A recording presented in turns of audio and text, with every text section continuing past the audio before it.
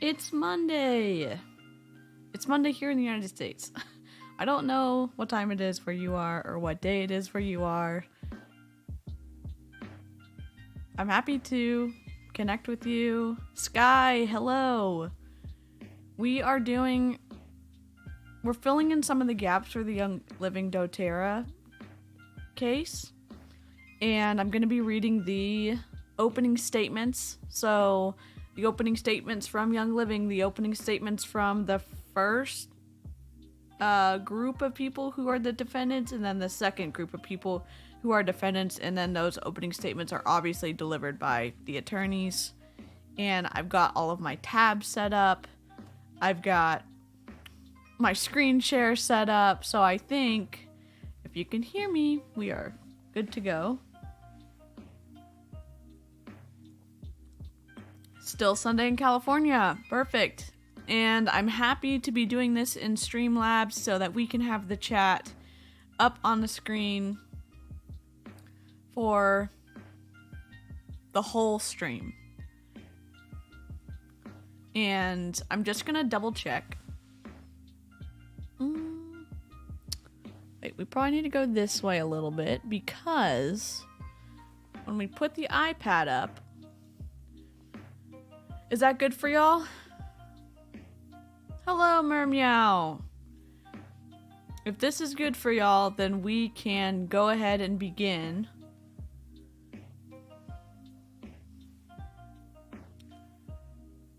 I know it's a little small, but I think with the chat over here and the book over here, additionally, the first attorney who's going to be talking is Mr. Berger. He is a Young Living attorney. Great. And I have it on my iPad, so I'm going to be reading, and then we're going to be swiping through. Bear with me because it's a little long-winded. But the opening statements give a good idea about what they're going to be arguing about.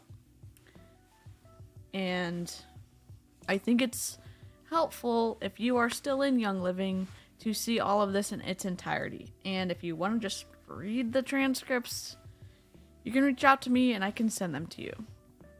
I can see it, but sure as shit can't read it. Do you need me to make it bigger, Sky?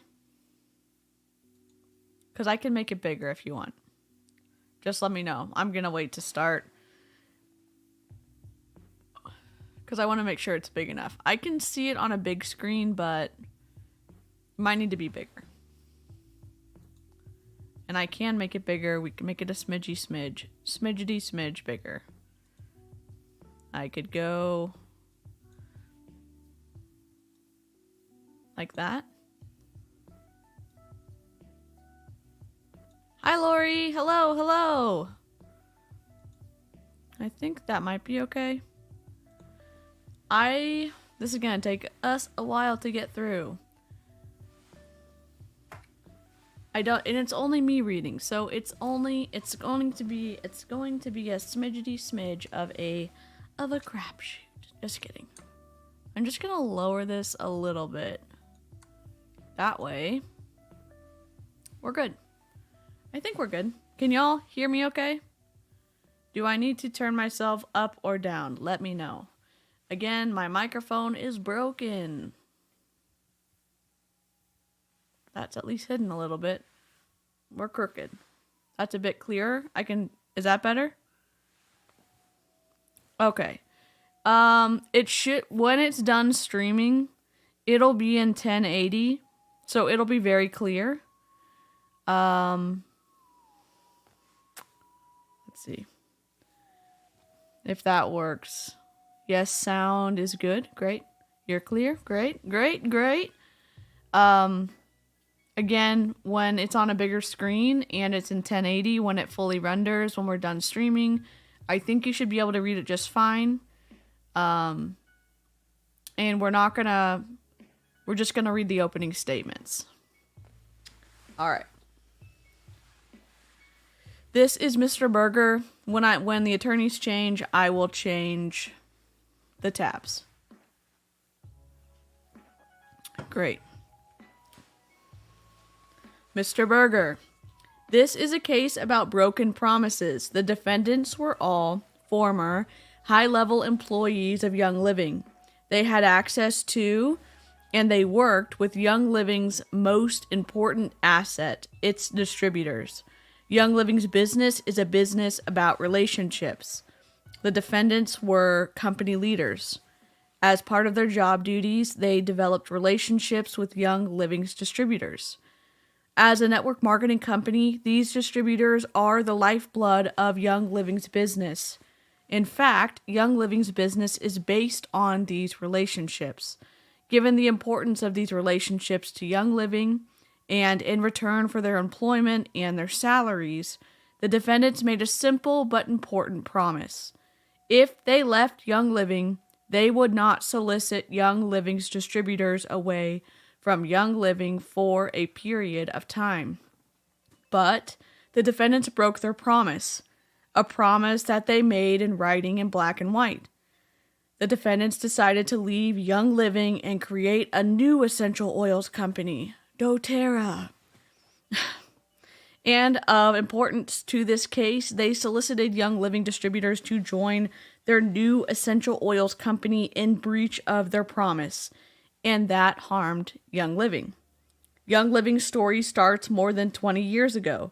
Gary and Mary Young established Young Living Essential Oils in 1994. Gary is widely recognized as a pioneer and a driving influence in the essential oils industry. Mary had substantial experience in network marketing. Together, they created Young Living to fulfill their dream of bringing essential oils to the world. This is a bunch of PR. This is fluff. Lynn, good morning. Good morning. We're just listening to a bunch of BS propaganda from Young Living's attorney. Just kidding. That's my opinion. That's just my opinion. Young Living is based in Lehi, Utah. It employs over 1,900 people right here in Utah. It employs 500 more people around the world. Young Living owns farms here in Utah and in countries around the world where it grows a number of the plants it uses for its products. Not specific because you don't grow enough to supply all your people, but that's okay. Young Living has thousands of distributors here and around the world. So what are essential oils, you may ask? For your information, essential oils are natural oils that are extracted from plants like peppermint or lavender or lemon. The oils extracted from the plants have the fragrance of the plants they came from. Essential oils are used for a number of purposes, but most commonly as natural remedies. How's my stomach after the testing?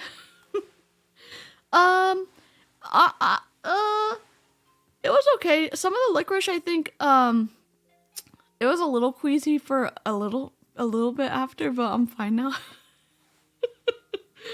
Lynn was so nice and sent me a box of goodies, and everything was delicious. I think the range of things I tried was a broad stretch for my stomach, but it's good. It's good.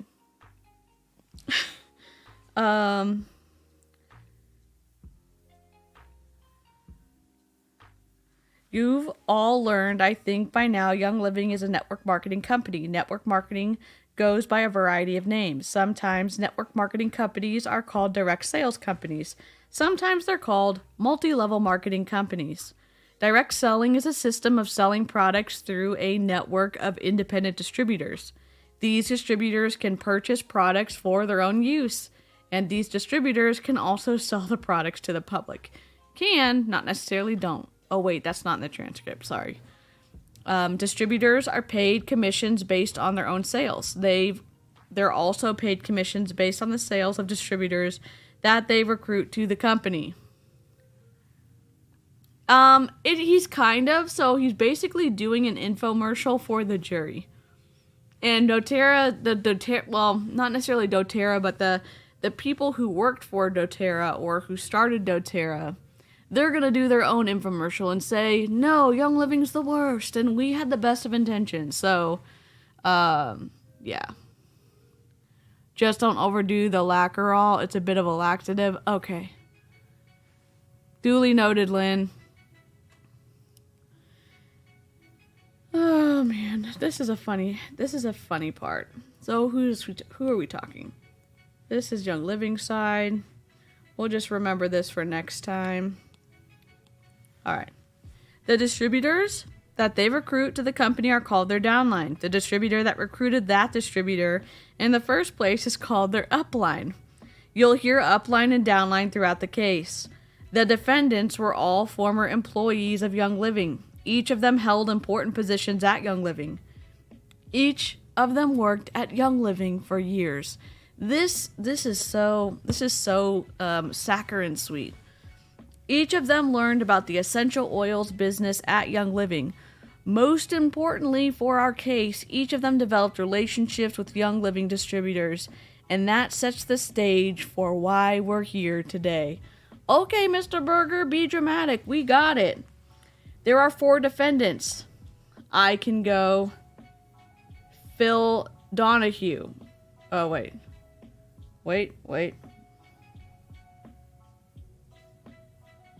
Oh, he just said something wrong. There are 4 defendants. I can go Phil Donahue. Is that working? There are 4 defendants in this case. First is David Sterling. Mr. Sterling started with Young Living in 2003. So I'm going to highlight some of this because it's kind of important. Mr. Sterling started at Young Living in 2003 as Chief Information Officer. He became Young Living's Chief Operating Officer in 2004. As Chief Operating Officer, Mr. Sterling was responsible for the day-to-day operations and management of Young Living. He left Young Living in the fall of 2007, so he's the co-founder of doTERRA, and he serves right now as Chairman and Executive Officer at doTERRA. Interesting.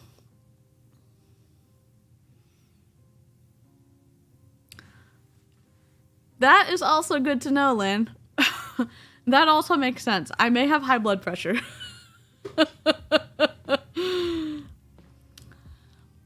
I may just have a little bit of it. We don't know why, because I'm never stressed out. Just kidding. Okay, the next defendant is Emily Wright. Miss Wright started with Young Living back in 1998, and she was the personal assistant of Gary and Mary Young, founders of Young Living. And she also served on the executive team at Young Living. She had daily interactions with the Youngs, learned about Young Living's business inside and out, and importantly, had substantial interactions with Young Living's distributors.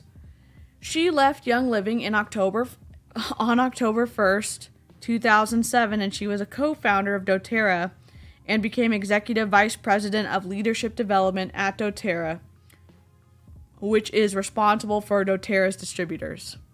Whoops. Turn off my highlighter. Let's be a professional. Oh, there we go. Next defendant is Justin Harrison. He started with Young Living in 2001. He held a variety of positions at Young Living where he was responsible for the sale, distributor sales, and training, but eventually had the title Regional Business Director for the Western United States, where he taught Young Living distributors how to operate and build and grow their distributorships. Oh boy. I'll be very, I gotta save all this because it's the best chocolate I've ever had. It's the best licorice I've ever had. So I will be savoring each piece, Lynn. Okay, Justin, we need to highlight you a little bit. Justin Harrison, Regional Business Director for the Western United States, where he taught Young Living distributors how to operate and grow their distributorships.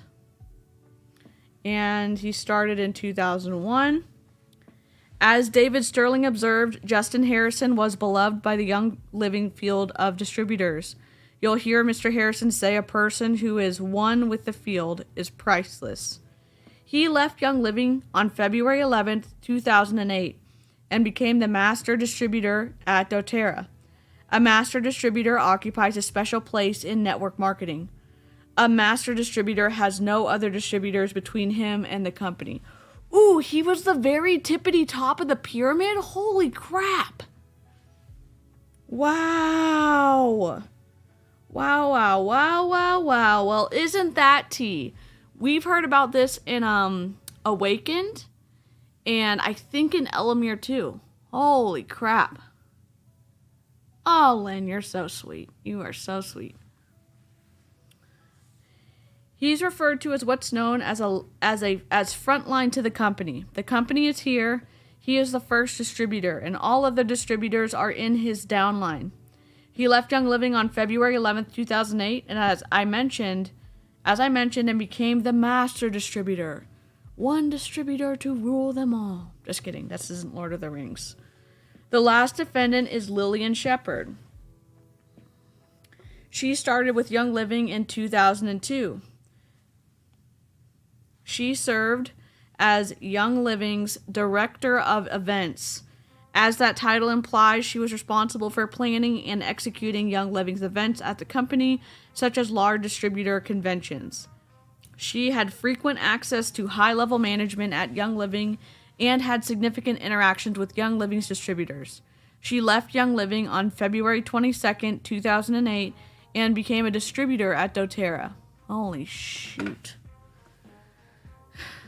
As I mentioned, each one of these defendants signed a written agreement with Young Living. Mr. Sterling and Miss Wright signed one form of agreement.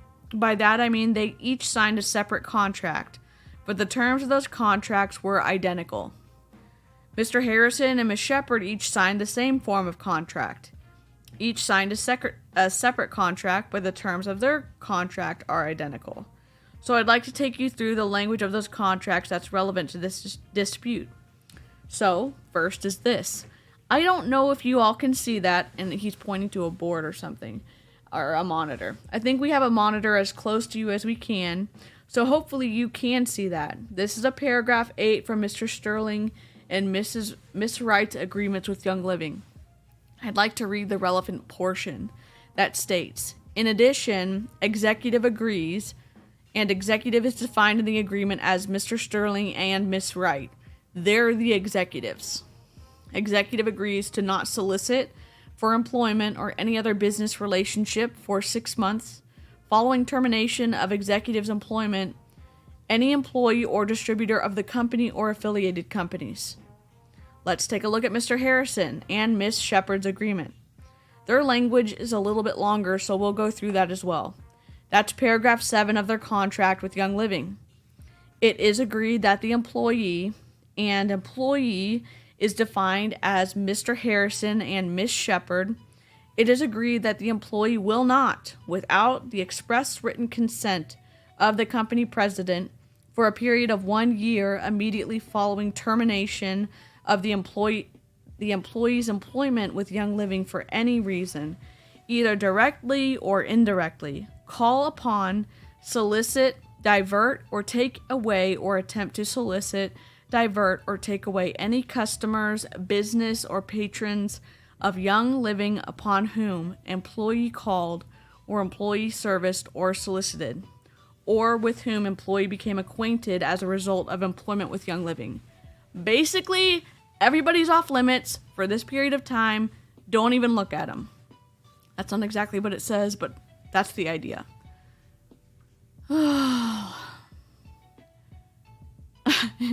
It's the layers of the oily oils.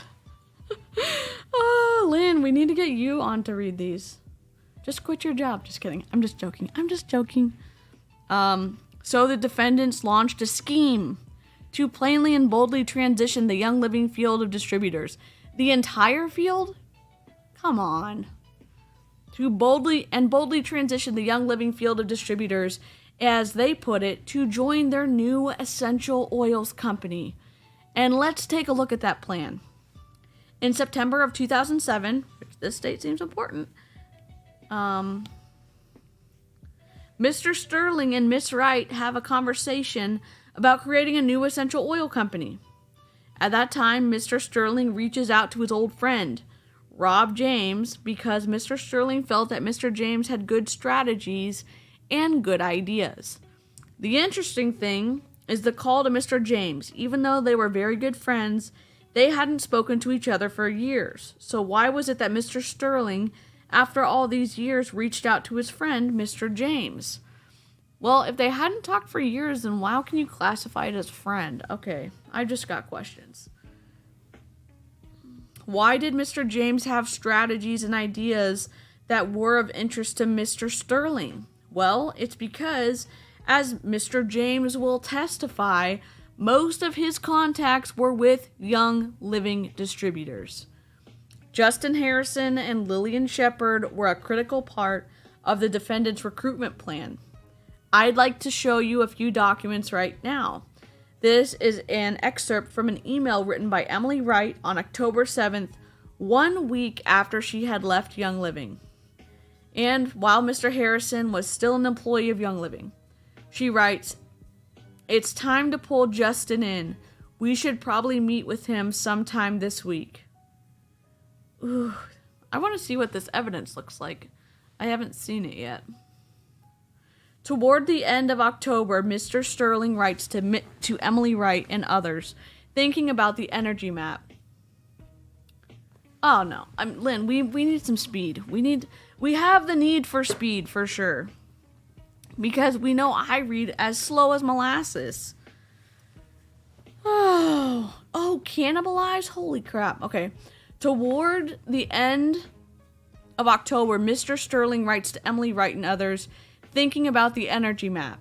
We should include some stab at revenue breakdowns per master distributors we are currently recruiting and distributors we intend to cannibalize from Young Living through Justin and others.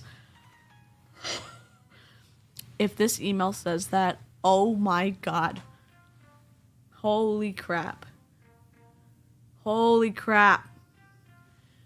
In November, Mr. Sterling writes, "I'm beginning to realize that we could easily pick up $1 million of Young Living's business fairly quickly, especially when you consider Dr. Hill, Justin, and Emily's influence."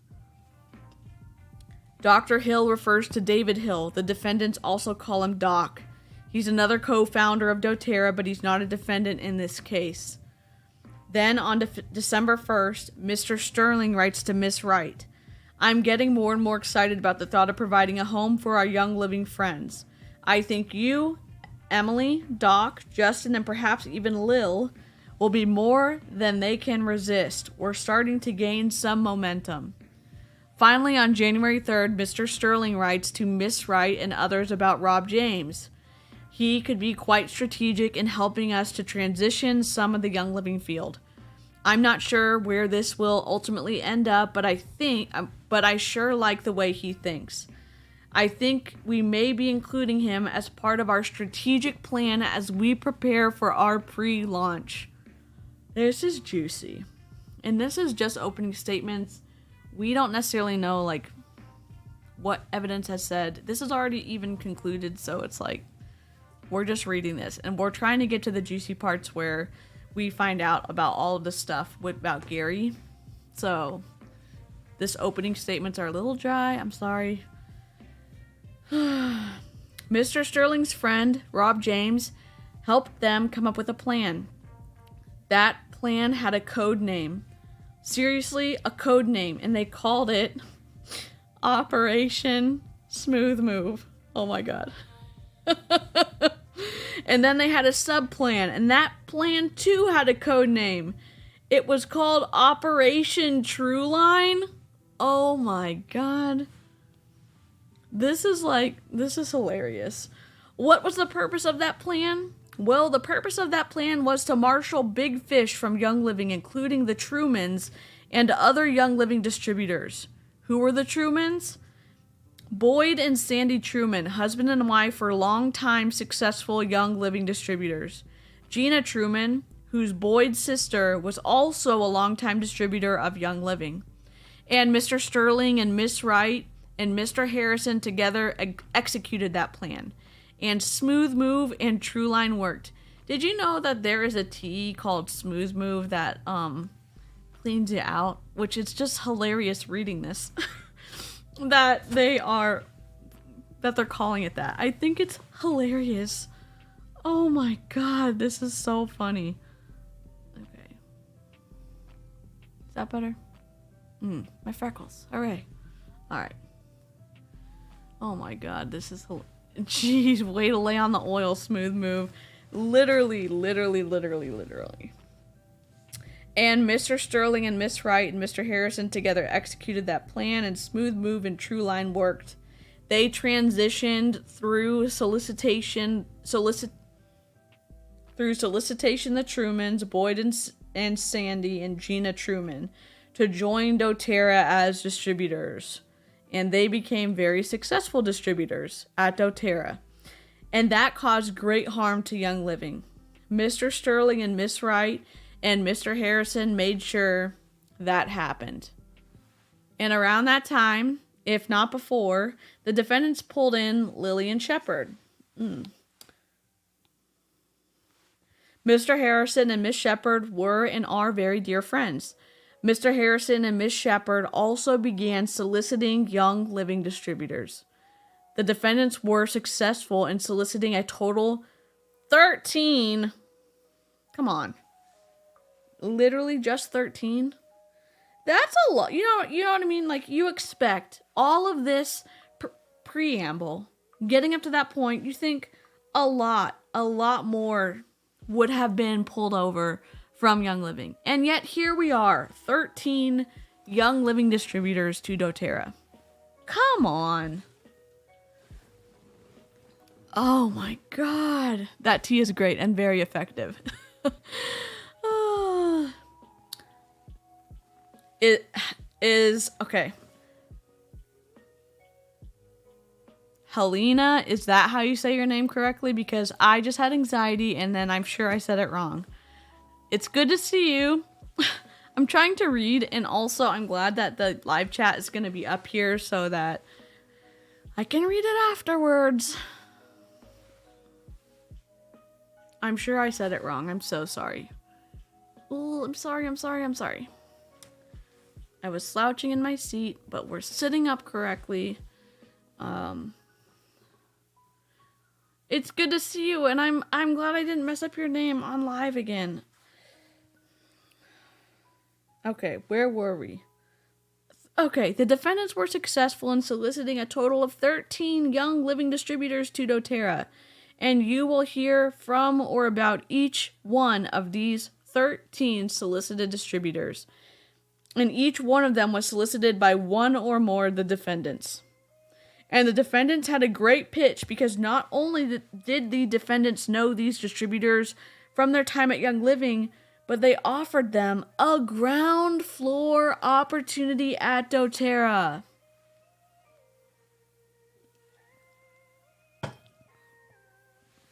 Yes, Lynn. He built it all. Wouldn't you think that they would have taken, I don't know, 150, 250, 500 distributors from Young Living? And then we also have pictures of the distributors who Young Living contends solicited. Of each of the defendants who Young Living contends solicited the distributors. So first, we're going to highlight Greg Anderson. Young Living contends that he was solicited by Mr. Harrison and Miss Shepard, and that they also solicited Peter and Susie Bagwell. I just want to look up all these people on social media now. Miss Shepard solicited Lisa Borglum. Mr. Harrison solicited Miss Hay and Gordon and Julie Herbert. Mr. Harrison and Miss Shepard solicited Judy Jellings. Interesting name. Miss Shepard solicited Peggy Langenwalter. Justin Harrison solicited Jan Murray, Susan Montgomery, and Rio Agawa. Mr. Sterling, Miss Wright, and Miss Harrison together solicited Boyd and Sandy Truman. And they also solicited Gina Aldroyd Truman. And finally, Mr. Harrison solicited Tamalu Watkins. Through emails and phone conversations and one-on-one in-person meetings, the defendants recruited and solicited these distributors to join doTERRA. The evidence will show the specific role that each one of these defendants played in the solicitations, whether speaking at meetings with many potential distributors in attendance where they talked about the doTERRA opportunity and allowed those in attendance to sample the oils, knowing that Young Living distributors, including some of these 13 distributors, were in the audience. From those meetings to one-on-one in-person meetings to emails and phone calls. Wow. But if 13 distributors equals Omen. Oh, but if Young Living has who knows how many millions of distributors, what does a measly 15 matter? Good question. I will try to paint you a picture. So my former, so 1, 2, 3, 4 uplines up from me was Brooke Kristen. Brooke Kristen, I think, has the fastest growing Young Living team in Young Living. She, at one time, I think in 2019 and 2020, was recruiting upwards of 500 people a month. And so she recruits a lot. She still recruits a lot to this day. And she also went from lowly entry level December 2018 to now in 2022, she's a Crown Diamond. There's only one level to reach Royal Crown Diamond. That's the very top that you can get to in Young Living. And so if these 13 were people like her, then it might have been impactful because they might have taken their downlines with them. Or they might have just been really good recruiters. I'm not sure. But if those were the type of people, kind of like Brooke, that might have made a dent in Young Living, but I was expecting a lot bigger number. I really was. Oh my goodness. Young Living also subpoenaed the defendant's phone records, and in looking at the phone records, the phone records were what the lawyers were arguing about in the first transcript we read. The judge had already ruled about some stuff based off of the phone records, and then it was either the defendants or Young Living who came back and said the phone records were not authentic. So the judge decided to let the phone records come in, and here we are. Young Living also subpoenaed the defendant's phone records, and in looking at the phone records, you can see the defendant's concerted activity in recruiting these distributors. You will see evidence in these cell phone records that the defendants talked amongst themselves. One would call a distributor, and after that conversation, the defendants would circle up again. You'll also hear direct testimony about solicitations. You'll see emails about solicitations. And all of that evidence, Young Living contends, shows that the the defendants broke their promises. Well, more like contracts, but okay.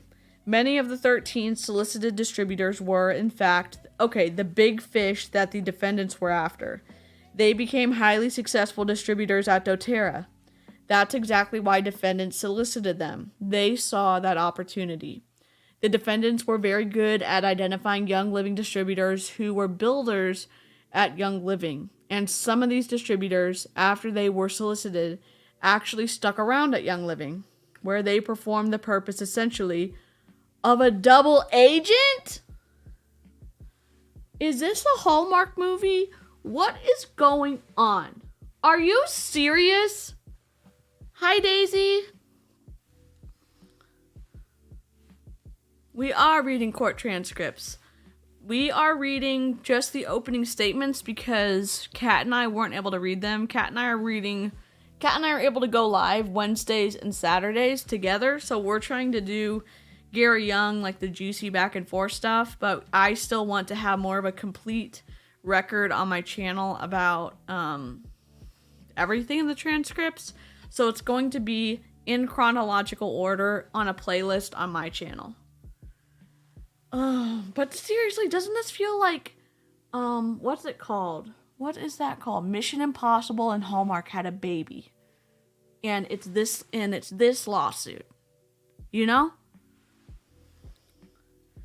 So they remained at Young Living so they could recruit and solicit from their downlines and bring more people over to doTERRA, which compounded and multiplied the harm that Young Living suffered.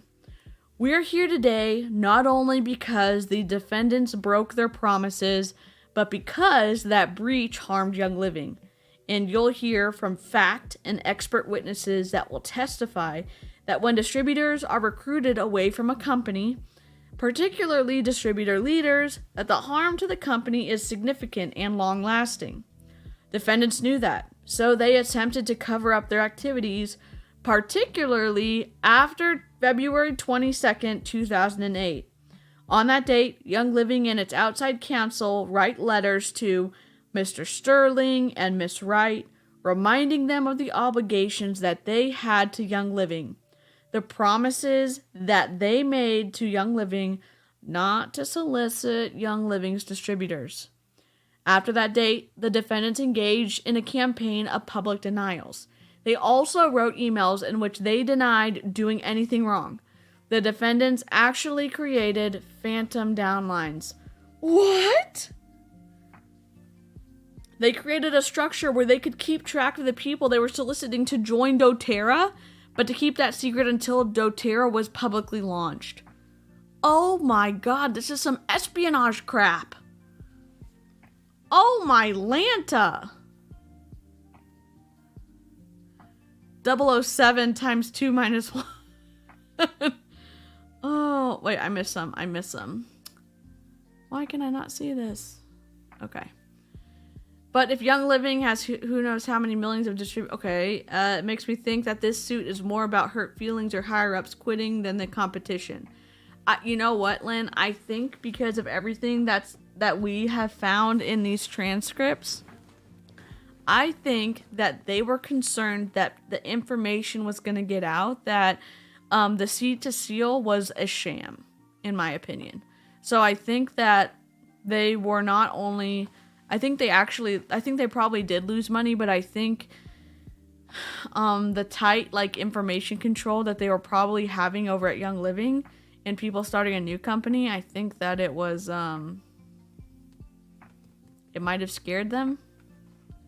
So, I don't know. This is juicy. Oh my gosh.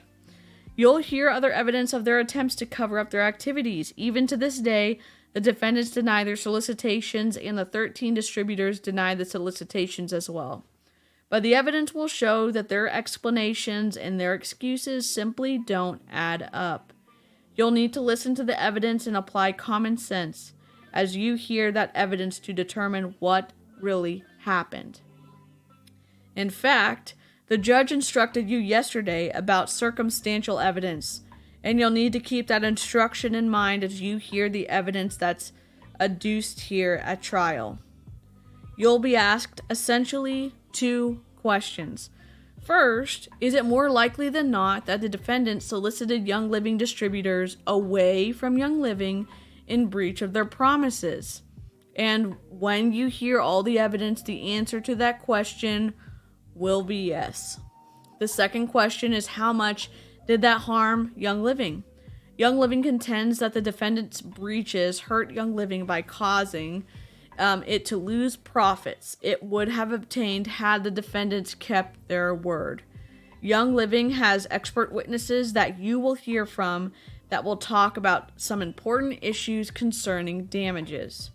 You'll hear that distributors are indeed the lifeblood of a network marketing company's business, and that when distributor leaders are recruited away, those damages are significant and long-lasting.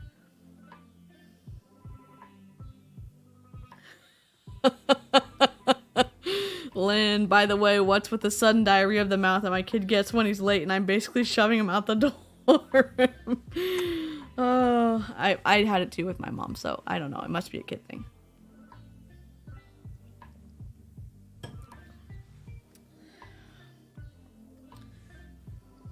And then,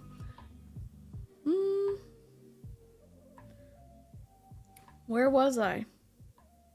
You'll hear that distributors are indeed the lifeblood of a network marketing company's business, and that when distributor leaders are recruited away, those damages are significant and long-lasting. and they will testify about the dollar amount of the harm Young Living suffered as a result of defendant's actions. This will be a real test of your eyesight if you can read the numbers along the bottom. But for each solicited distributor, we've identified the damages, the profits that Young Living lost because they didn't keep their promise. So, for example, as a result of Justin Harrison and Lillian Shepard's solicitation of Greg Anderson, Young Living lost $25,444 in profits. As a result of Justin Harrison and Lillian Shepard's solicitation of Susie Bagwell, Young Living lost $2.2 million, a little over $2.2 million. Oh my God. You can read the numbers across the screen. Some of those numbers are substantial, but that shouldn't surprise anyone because these were in large part the big fish that the defendants were after at Young Living to bring to the new company. At the conclusion of the case, we expect you to award oh my God. At the conclusion of the case, we expect you to award Young Living the total of $12,868,353 in damages as a result of the defendant's solicitations. Finally, Young Living has absolutely no problem with competition. Stop while you're ahead, dude. doTERRA can compete all it wants. However, the defendants are not free to ignore contract terms that they freely agreed to. They broke their promises, and Young Living asks that you hold them accountable. Thank you. Then Mr. Smith says, Your Honor, may we approach? There's a sidebar. It's off the record. We don't know what happened. We need a break. We need a little bit of a reading break. We're going to take a sip of a drink. What the hell? Mr. Gaylord's up next, and it's for the defendants. Oh my God. It's like you're late, you have to go fast. Mom, do you know this one time? Yes, one time at band camp, I get it, now go. Oh, woo, lose that money. Yep, it's crazy. Jesus, no wonder they're committing basically espionage. I mean, I will give it to the Young Living lawyer. He can spin the words. I will give him that. I will give him that. I don't even know what to say. I can't wait till we get to the part where there's witnesses who talk about Gary Young doing surgery. I'm just waiting for that. And if you want to see all of the juicy stuff, Kira or Mombi on Instagram has a highlight on her Instagram page. You can look at those. The Antibot, is it the Antibot? They just did a kind of a roundup of all the juicy parts of the lawsuit. So, all right, just gonna take one more drink, take a deep breath. Opening statement number 2. Oh, I forgot to do my swoop. Dadgummit, whatever. Literally, the whole live stream thing, I like it so much, and I'm so bad at it. Okay. Let's put this up. Mr. Gaylord. We've got Mr. Gaylord. We've got the iPad back. All right. Opening statement from Mr. Gaylord. Good morning. This case, it's about 3 things. It's about contracts, it's about opportunity, and it's about choices. It is about the contrast between 2 different companies, Young Living and doTERRA. It is about an opportunity that doTERRA provided to the public, and it is about a choice that distributors and the public were given in 2008, and it's that choice that drove distributors. This is a case that contrasts between those things. The contrast provided an opportunity for an industry looking for it. And this opportunity led to a choice. On the one side, you have Young Living, a company Gary and Mary Young created over 20 years ago. It was a mature company that cast itself as a world leader in the essential oils market. Until 2008, for all intents and purposes, it was the only game in town when it came to essential oils and direct marketing. Dang it, I lost my spot. It built its reputation by offering oils to a distribution system known as multi-level marketing or direct sales. This sounds just like the other one. However, before 2008, what you had was a company driven by a single man, Donald Gary Young. A company driven by somebody who said it was his way or the highway. A company in which if you didn't do what he asked you to do, you were going to be on your way out. David Sterling is a classic example of that situation. A person who had a vision, a person who had an idea of taking Young Living to another level, to create a system and an organization that would have benefited Young Living, to create a management system that wasn't tied to one person, but was tied to a greater good. Oh my gosh, these are so puffy. Okay. And he both saw the authoritarian nature of Mr. Young. In fact, when he went down to Ecuador in 2007, when Mr. Gary Young, who professed to be a... Oh, the shade. Oh my God. Oh, we gotta get the purple highlight out. Oh my God. And he both saw the authoritarian nature of Mr. Young. In fact, when he went down to Ecuador in 2007, when Mr. Gary Young, who professed to be a doctor, which he was not, was performing surgical performances by intravenous insertion of oils.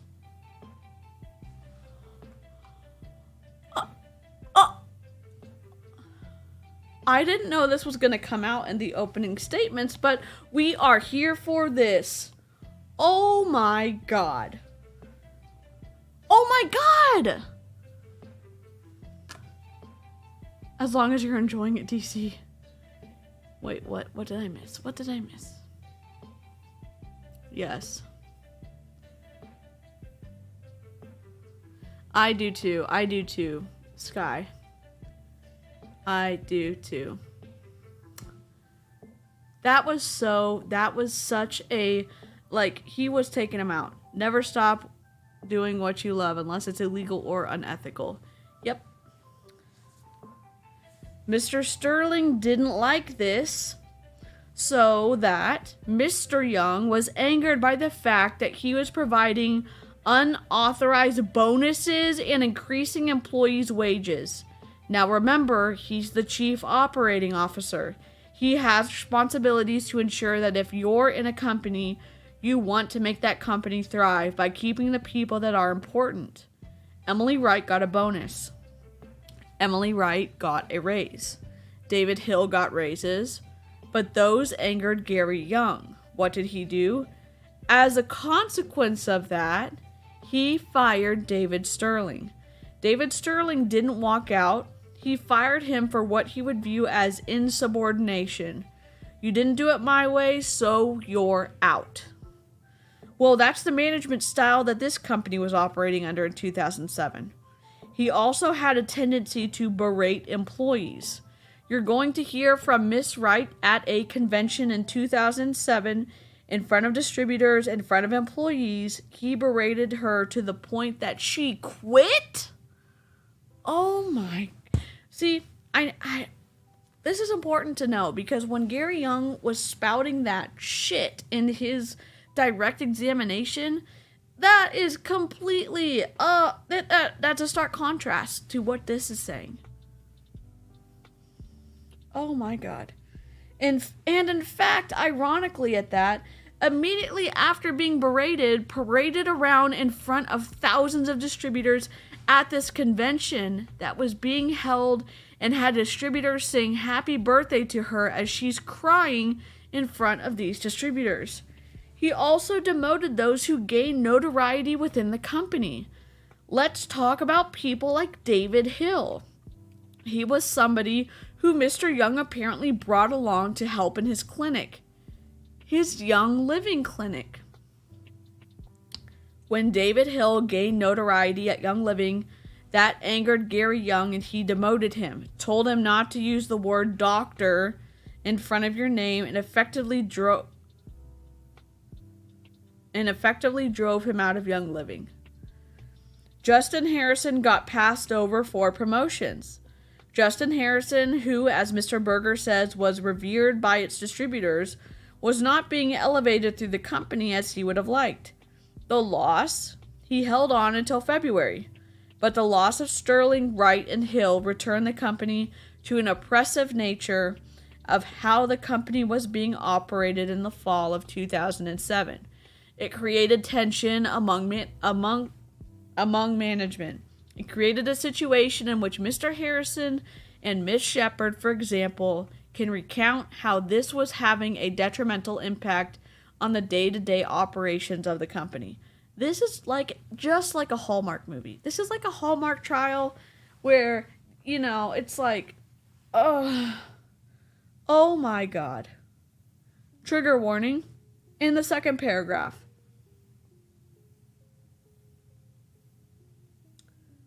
Okay, but that's not the only thing that was impacting Young Living. The quality of its essential oils, the very product that was essential for its ongoing business, lowered. And then there is the rhetoric, and this is a trigger warning, okay? Just trigger warning, okay?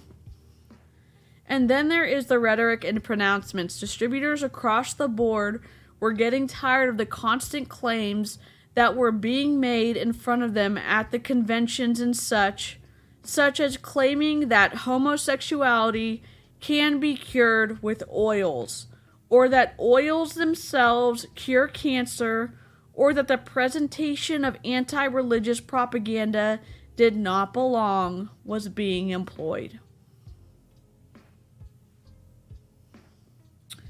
Now, Mr. Sterling, Miss Wright, and others suggested that this is not the way to do business. We don't need to do that propaganda. We simply have a great product. Let's go out and sell it. Let's create a system. Oh my God. What? Are we serious? What? His claims about the efficacy of those oils became harder and harder for distributors to justify to the very people that they were being asked to recruit, to the very downlines that they were being asked to create. They were trying to create on their own because in a multi-level marketing system, you have your management, you have your frontline distributor, that master distributor, as Mr. Berger indicated, and then you have distributors below. What is that independent distributor's responsibility or desire to do? If they so choose, it's to build a business. To build a business for the people that they recruit into this company. That they go out and suggest this is a good company to sell. And it was becoming harder and harder for these distributors to get people to join because of the rhetoric. And then there was this 2007 convention in Washington, D.C. Problems at Young Living came to a head there. This convention was attended, like many other Young Living conventions, by thousands and thousands of distributors. You may be aware. And at this, some will describe that convention as pandemonium, as a disaster, as chaos. A distributor saw, as I mentioned, Emily Wright cry. A distributor was sick to their stomach after attending the convention and having the impression things were not right. A distributor said there was so much tension in the convention that you could cut it with a knife. Finally, another distributor had stopped building their Young Living business before she attended this convention at the expense of her parents saying, "Okay, I'll give it one more shot. When she was done with that convention, she said, I'm out of here. I'm out of here. Because she didn't like the method and message that was being sent. Now you take that, Gary Young, and then you have doTERRA. doTERRA, a new person, a new company, comes out and is established in 2008. Now, what was doTERRA trying to do? Young Living's approach left open an opportunity. David Sterling, Emily Wright, David Hill, Greg Cook, Mark Wolford, and others saw an opportunity. Otherwise, they observed that what didn't work, what hadn't worked at Young Living, and they came together lawfully and entitled to within their right. They saw firsthand that a company run by one person without a vision was a distraction. It was destructive. These people knew what would work. If Gary Young did not want to benefit from their expertise, they were going to go out, and they had every right to go out and begin to do what they had tried to do at Young Living. And a new vision was born. This group of newly unemployed executives saw that opportunity. The company they established was one that would stand in contrast to Young Living, that would provide an opportunity to distributors different, that would give opportunity, other distributors a choice. A choice of what? A choice of a new oil. A choice of a new way of doing business. That's the opportunity. And the opportunity was created by contrast between two different companies, two different management styles. These founders decided it was going to be about the quality of the product. It was going to be about business opportunities. It was going to be about fair compensation based on the efforts of those distributors. The executives determined that they were going to have an inclusive way of managing their company. The executive team realized that Young Living's way of doing things was actually bad for business. Focused on the company, not oneself. Focused on the problems, not the founders. Focused on the products, not the founders. And focused on the business, not one person at a time. And that's precisely what doTERRA began to do. They established and had a mission to share therapeutic grade essential oils. It was their mission to establish a standard of quality in an industry that had never had one. Oh my God, the shade. There's so much shade in that. Oh. It was their goal to take essential oils mainstream. It was their goal to appeal to a broader market. It was their goal to become normal, to be like any other business.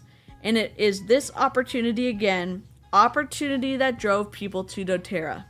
In fact, you're going to learn that the very distributors at issue in this case, those 13 that were put up on the screen, saw the contrast, and they saw the opportunity and then made their own choice for a multitude of reasons. You're going to learn that not because of anything Justin Harrison or Lillian Shepard said, but because of the opportunity that was given to them, they jumped at it. They had an opportunity for a new start. They had an opportunity for a new supplier of oils. They had an opportunity of a new product choice for their business, a new business opportunity, hungry for a new business and a breath of fresh air. So let me talk for a moment about my clients, Lillian Shepard and Justin Harrison. They are two individuals. I want to make sure one thing is perfectly clear. They are individuals, and the individuals are not all the defendants. Each one brings a different story. Each one brings a different experience. Each one will bring a different set of factors here. Lillian Shepard, married and grandmother, lives right here in Utah County and has for years. She worked for Young Living from 2002 to 2008. Justin Harrison, married, has 8 children, 8 boys, and he worked at Young Living from 2001 until 2008. Now, an interesting thing about Mr. Harrison is that this wasn't his first foray with Young Living. No, he had been an independent distributor at Young Living since 1996.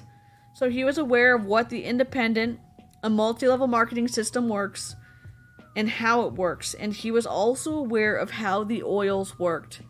He made a choice to leave the independent distributorship. He saw an opportunity at Young Living as an employee as opposed to the independent distributor method. And he made a choice. Now, some will suggest it was a coincidence. But the fact of the matter is, in February of 2008, Lillian Shepard chose to leave Young Living. Why? She got into a tiff with Mary Young over the convention being played out in Ecuador. She had concern. Her job as an events director, her concern and responsibility was to make sure that those conventions went off without a hitch. There was risk of volcanoes in Ecuador at the time? Oh my God!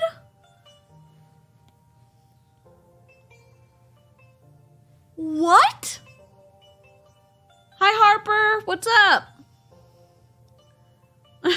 I'm listening while working and heard Mr. Burger. Me hungry now. Yes, let's all get a burger for lunch. These descriptions go to prove the impression that, damn it, Don, Gary Young had a huge God complex. Yes. Literally. Oh my God.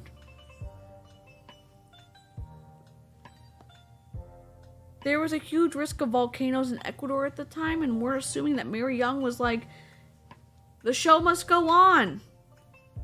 Literally in the next paragraph, that's what she says. Oh my God. And Mary Young told her, don't you worry about it. It's not your problem. She says, I'm done. I will not put distributors at risk. My job as events director, I'm not going to put these people at risk. Oh my Lanta. Did Mary Young seriously say that?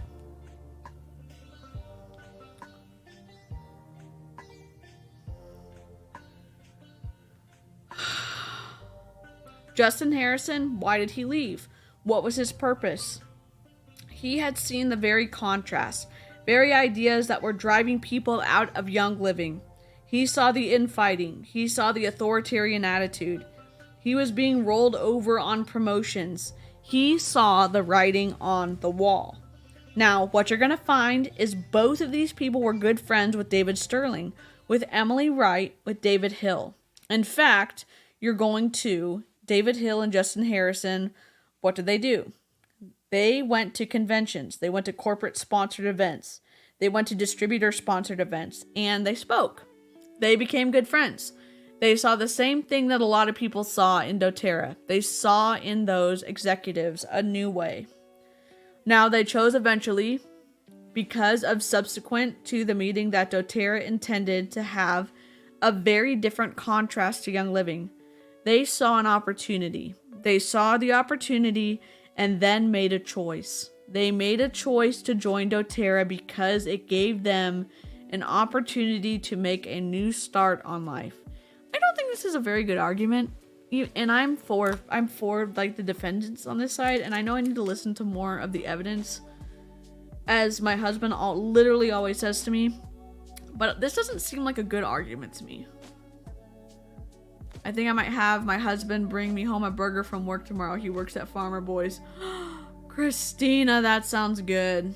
That sounds so good. Lava is kind of slow. Harper, you're totally right. Hold on. I think my dog. Okay. Lava is kind of slow. You're totally right. That's probably what Mary Young was thinking. Did they think that the oil would protect them? Do they not know anything about how flammable oils are? Good point, Lynn. Essential oils in an erupting volcano?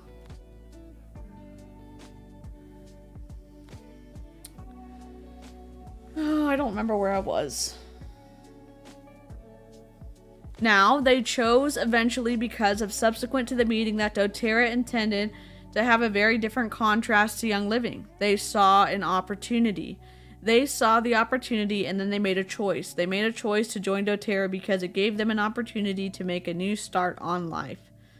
So let's talk a little bit about this non-solicitation clause that Mr. Berger showed you. Harrison and Shepard are accused of soliciting 13 distributors. Count them, 13. Over the course of the next 20 days, you are going to hear from most of these distributors. What you are not going to hear is that any of them were solicited by Justin Harrison and Lil Shepard.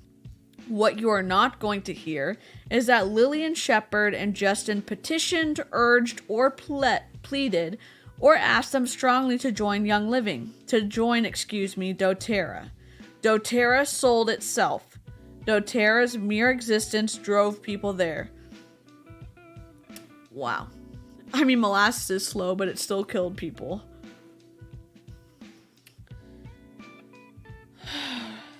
True, Justin, Lil spoke with some of these people before they joined. True, Justin attended meetings in which he addressed, "There's these new oils." True, he even was asked by the distributors at issue in this case, "Hey, I want you, send me some oils. Can you send me some oils?" What did Mr. Harrison do? He sent them. He said, "Here you go." True, that Lil even attended a lunch with some of the 13 distributors, but it was a lunch that she wasn't. This distributor came to see Emily Wright, and by chance, just by chance, Lil is in the same doTERRA office, and they invite her to lunch. They have a meeting, and suddenly she's being accused of having solicited this distributor to doTERRA. The evidence will show that many of these distributors made a choice to join doTERRA, but in many respects, what you're going to find is many of these distributors also made a choice to stay at Young Living, a choice that Young Living's own policies and procedures permitted.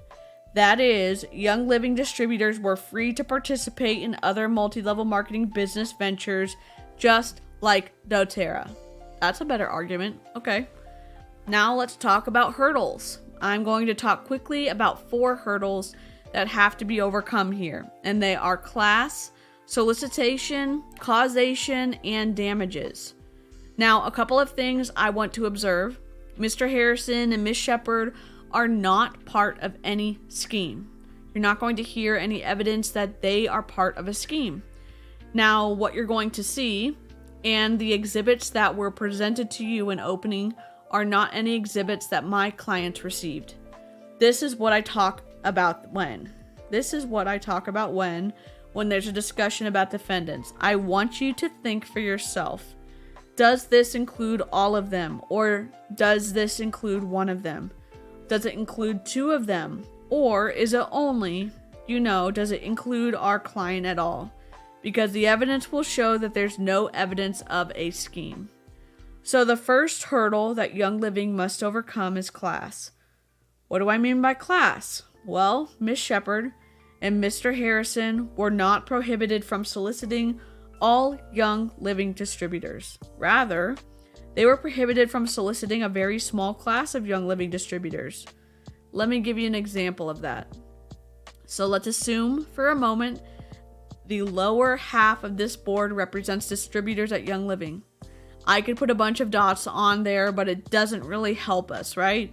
This is Young Living, and this is their entire distributor database.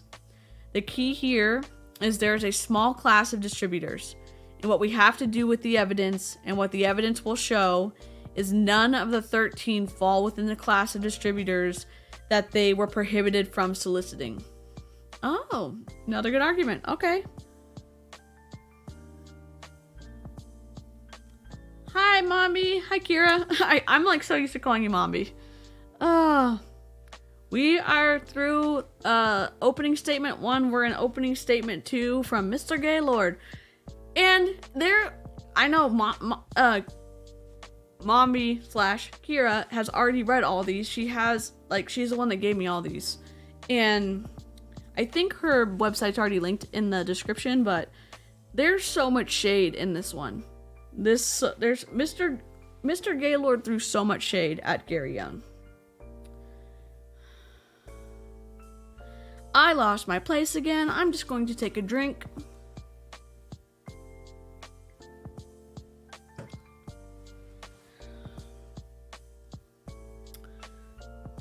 what the provision in the contract says is that Young Living distributors upon whom Lil Shepard and Justin Harrison called, or whom they serviced or solicited, or with whom they became acquainted as a result of their employment with Young Living.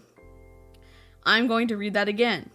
Called, or whom Lil Shepard and Justin Harrison serviced or solicited, or with whom they became acquainted as a result of their employment with Young Living. What does this mean? Well, I surmise that it means something more than just a call. It means they established a relationship.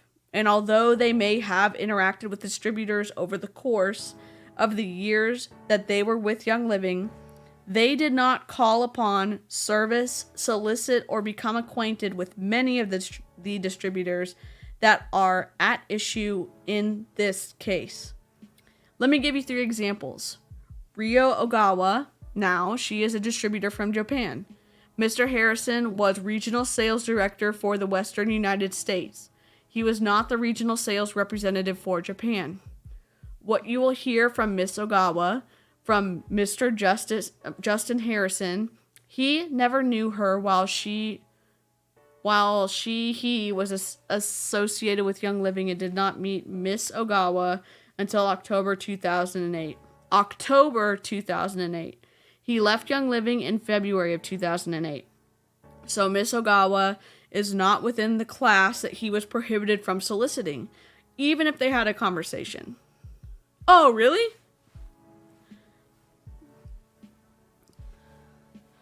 I've actually not read the opening statements, just some of the testimonies. Honestly, have not had the time to sit down and read it properly, hence why I love these videos. Oh, awesome. Mommy, Mr. Gaylord, okay, let me show you. Okay, what page are we on? Live chat, remember, 172. Okay, let me just go back, Kira. Okay, here's the shade. Ready? Well, this is Mr. Gaylord talking about a situation with David Sterling. So they said, and he both saw the authoritarian nature of Mr. Young. In fact, when he went down to Ecuador in 2007, when Mr. Gary Young, who professed to be a doctor, which he was not, was performing surgical performances by intravenous insertion of oils. Just the fact that he said Mr. Gary Young so many times, it was wild. Also, Emily Wright, there's this part, that's part about the essential oils curing homosexuality, where Emily Wright, there was a whole issue with some convention happening in Ecuador. Emily Wright didn't want that to happen because there was a threat of volcanoes. So she said she had concern. So the convention being played out in Ecuador, Emily Wright had concern. Her job as an events director, her concern and responsibility was to make sure that those conventions went off without a hitch. There was a risk of volcanoes in Ecuador at the time. She expressed that concern, and Mary Young told her, "Don't you worry about it. It's not your problem." What? What? Oh my God. It's even worse than that, Harper. It involves like a Bic pen or something. 172. We're on 172. 172.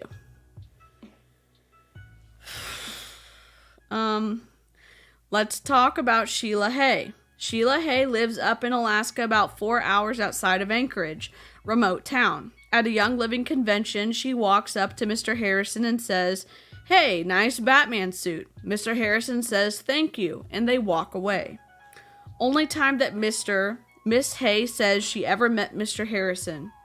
Mr. Harrison doesn't recall the meeting because Mr. Harrison said thank you to numerous distributors that day about his Batman outfit, and how was he supposed to remember one person? Never became acquainted with her after that, never serviced her, never provided her any services. Now let's talk about Gordon and Julie Herbert. Gordon and Julie Herbert. Why did they repeat that? Okay. What's interesting about this one is Gordon and Julie Herbert have known Justin Harrison since 1996. In fact, it's ironic. Gordon and Julie Herbert were introduced to Justin because Justin was a neighbor, because Justin was a multi-level marketing independent distributor for a company called Equinox. He had a product he wanted to sell and get them to join his distributorship. They were distributors in Young Living. So what happens?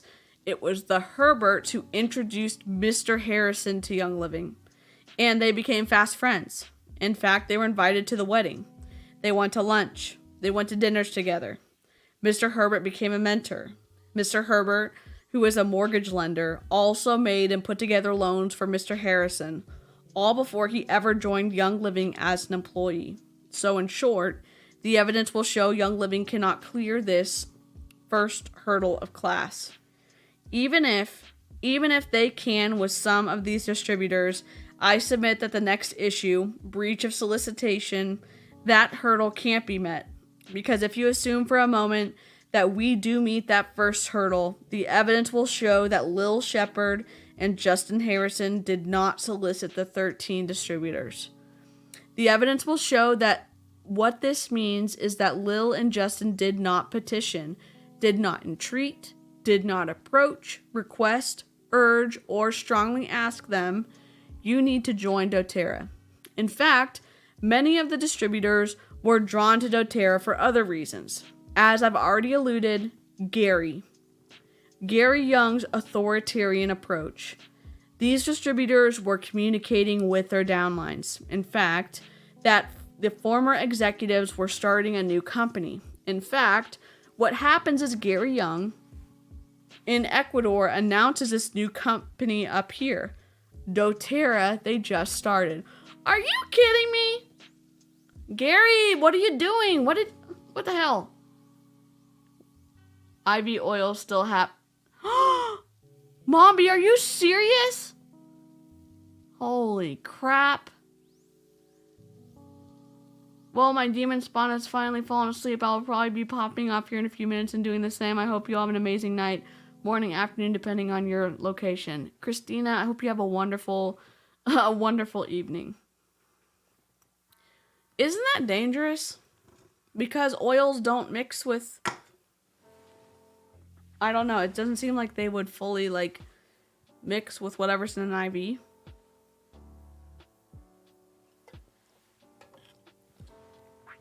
Crap, that sounds dangerous.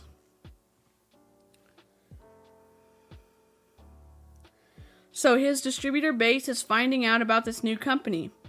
You have distributors going online, looking at that company and making phone calls to doTERRA saying, hey, what's this all about? Yet those same distributors are named in this case as though they were the ones who solicited. I believe you. I'm wildly confused as to who came up with that idea that it's safe. I'm way confused. And this is, as I said before, this is not to say that Justin Harrison and Lil Shepard didn't speak to some of the distributors, but the key here is that they weren't the reasons. They weren't the ones. They weren't the ones who solicited them. Let me give you some examples. Peggy Langenwalter. This is an issue with Lil Shepard. Peggy was a dear friend of Emily Wright. In February of 2008, Peggy told Emily that she would be coming to Salt Lake City for Young Living Summer Convention. And in the summer, lo and behold, she honors that and drives up from Albuquerque and she goes to the doTERRA office. And who's there? Lil Shepard, along with David Sterling, along with others. And they all, after talking, go to lunch. They come back from lunch and Peggy and Emily meet and she signs up with doTERRA. Not because of anything that Lil said, but because Peggy Langenwalter reached out to a dear friend, had a conversation, they met, and she signs up, not because of anything Lil Shepard did. Let me give you another example. Judy Jellings. She is an example of both Lil Shepard and Justin Harrison. Judy Jellings had become a very dear friend of Lil Shepard at Young Living. You may think, okay, they fit in that first because they became acquainted. I'll submit to you the evidence won't show that she solicited her. Judy Jellings had lost her husband in a tragic accident, and Lil and her became good friends because of that situation. In March of 2008, Judy Jellings was feeling a little depressed. Calls Lil Shepard at Young Living. Guess what? Lil Shepard is gone. And when Lil Shepard is gone, she goes back and she says, I remember I had a home phone number. That's the testimony you're going to hear, is that she called Lil Shepard and they talked. And when she found out Lil Shepard left, the question becomes why? Well, the discussion goes from there. Then, Tomalou Watkins. This is an interesting one. It bears putting it up here. Tomalou Watkins said, again, a person that Justin Harrison did not know while he was at Young Living. There's no indication that he knew her. She signs up with doTERRA on 4/15. Enrollment form comes in on 4/15. The first communication that Justin Harrison had with Tomalou Watkins, 4/25, first conversation. She had already enrolled when she had the first conversation. She had made the choice. She had seen the company, seen the opportunity. She had made the choice. That's kind of a strong argument, I feel like. So let's turn to the third hurdle, causation. What is that? Let me see. It can cause, oh my gosh.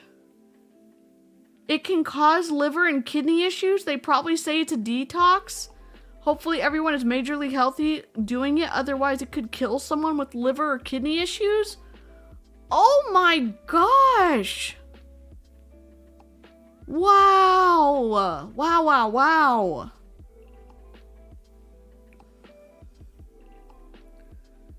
I lost my place. They tested it on mice. What? Oh my god. So let's turn to the third hurdle, causation. What is that? Causation, without going into it, what the evidence is going to show is that none of these distributors joined because of Lil Shepard or Justin Harrison. They made their decision because they saw the contrast. They made the decision because they saw the opportunity. They made the decision because they had a choice. Let me give you some examples. Susie and Peter Bagwell. They're at issue for both. Susie and Peter Bagwell were repeatedly... Let me start with this one. They found themselves in some different financial troubles, and they were repeatedly offended also by Gary Young's conduct. Susie Bagwell attended the 2007 Young Living Convention in Washington, D.C. We saw firsthand the destruction that Gary Young invoked on Emily Wright, saw it firsthand. Susie left the convention feeling disappointed. Susie Bagwell owns a shop that sells her essential oils. What she discovered when she finds out about doTERRA is that it provides an opportunity. It provides me the ability to provide my clients who come to my shop a different oil. She was also a masseuse and found that the efficacy of the Young Living oils were not like the doTERRA ones. And she made a decision. I'm going to join doTERRA because I want to use their oils. That's why she joined. Not because of anything that Justin Harrison or Lil Shepard did. Boyd and Sandy Truman. Now, let's remember the time frame we are talking about. 2007 through 2008. Anybody have a memory of what went on during that period of time? Not only were these two companies formed, but we had a financial crisis. The Great Recession comes in. And Boyd Truman is a contractor. What happened to the contracting business of the United States in 2008? It went in the tank. And the first time, so beginning in 2007, and as a result of that, Boyd and Sandy Truman chose to enroll at doTERRA because of the new business opportunity, none of which are attributable to any conversation, any communication that they have had with Lil or Justin Harrison. Let me use one more example. Greg and Carmen Anderson. This is an interesting one too because Greg was introduced to Justin Harrison in 1995. He is the brother of Julie Herbert. He had been a huge supporter of Young Living and had been a huge supporter of the oil industry. He loved the oils. Greg Gordon Herbert brought him a doTERRA product, and he went for it hook, line, and sinker. Gordon Herbert brought it, and he knew for the first time that he had smelled the oils that he wanted to use. And what Greg Anderson was tired of was the rhetoric he heard from Gary Anderson about the essential oils being able to cure a broken spine, about essential oils allowing women over 50 to become pregnant, about essential oils curing cancer. All of these wild claims made it difficult for Greg to even build a business. He was spending more money buying product at Young Living than he was receiving commissions. He was receiving in commissions. Sorry. He saw the contrast, he saw the opportunity, he saw the choice. So in short, the evidence will show that the distributors saw those opportunities and took them. Now let me finally, in order for Young Living to prevail, we talked about it. That's damages. They also have to demonstrate and present evidence of damages. The evidence will show, however, that Young Living didn't suffer any damages as a consequence of this. Let me use just a few examples. Jan Meredith. She made a choice to join doTERRA. She decided, however, that she did not want to be involved anymore with Young Living. Instead of abandoning the downline, however, she decided, I want to put my daughter in place so she and I can help build the Young Living downline together. So what does she do? She makes a request to move her daughter into her downline. I'll show you a little bit about how those downlines work. Uplines. Let's just assume number 4 is your upline, and then Jan Meredith. Okay, she has a downline. Her daughter, she's going to go and work at doTERRA because she saw an opportunity. So she says, but I have this business over here that I've developed, so I want to put my daughter. So we go to here. So I guess he's looking at the board showing them stuff. Her daughter could be put here. Young Living said no, we're not going to let you do that. So let me use another example. Gina Truman. Gina made the choice to join doTERRA because she had already given up on Young Living. She had stopped working her downline. She had stopped trying to develop and establish a business at Young Living. She saw an opportunity on her own and was introduced to doTERRA through Rob James, not through Justin Harrison, Rob James. Finally, Miss Judy Jellings. Now, Judy Jellings we talked about, and she moved. There's kind of two ways that one person, if they choose to, can stop for Young Living. They can be terminated, or they can be involuntarily terminated by the company for what the company will characterize as cross-recruiting or unauthorized solicitation. That's what they're going to say, and she was accused of that, okay? So what was the outcome of that accusation? Well, there's two ways. If I voluntarily give up my distributorship, then I, as the distributor, release all of my rights in my downline. If I am voluntarily removed as a distributor, then I lose all of my rights as a distributor and the organizational downline. Let me give you an example. So here we have Judy's upline, right? If Judy's terminated, what happens to her downline? It's called roll-up. What that happens is, if we go to the next slide, all those below her roll up and become frontline to number 4. Well, that's right, but it's not right. He's not exactly describing it correctly how that rolls up, but that's fine. So the downline, the very organizational volume she spent her hard-earned time creating, rolls up to the benefit of Young Living, not the benefit of Judy Jellings. So with that, I will submit to you, ladies and gentlemen, that when the evidence comes in, be mindful that first of all, I haven't told you about everybody.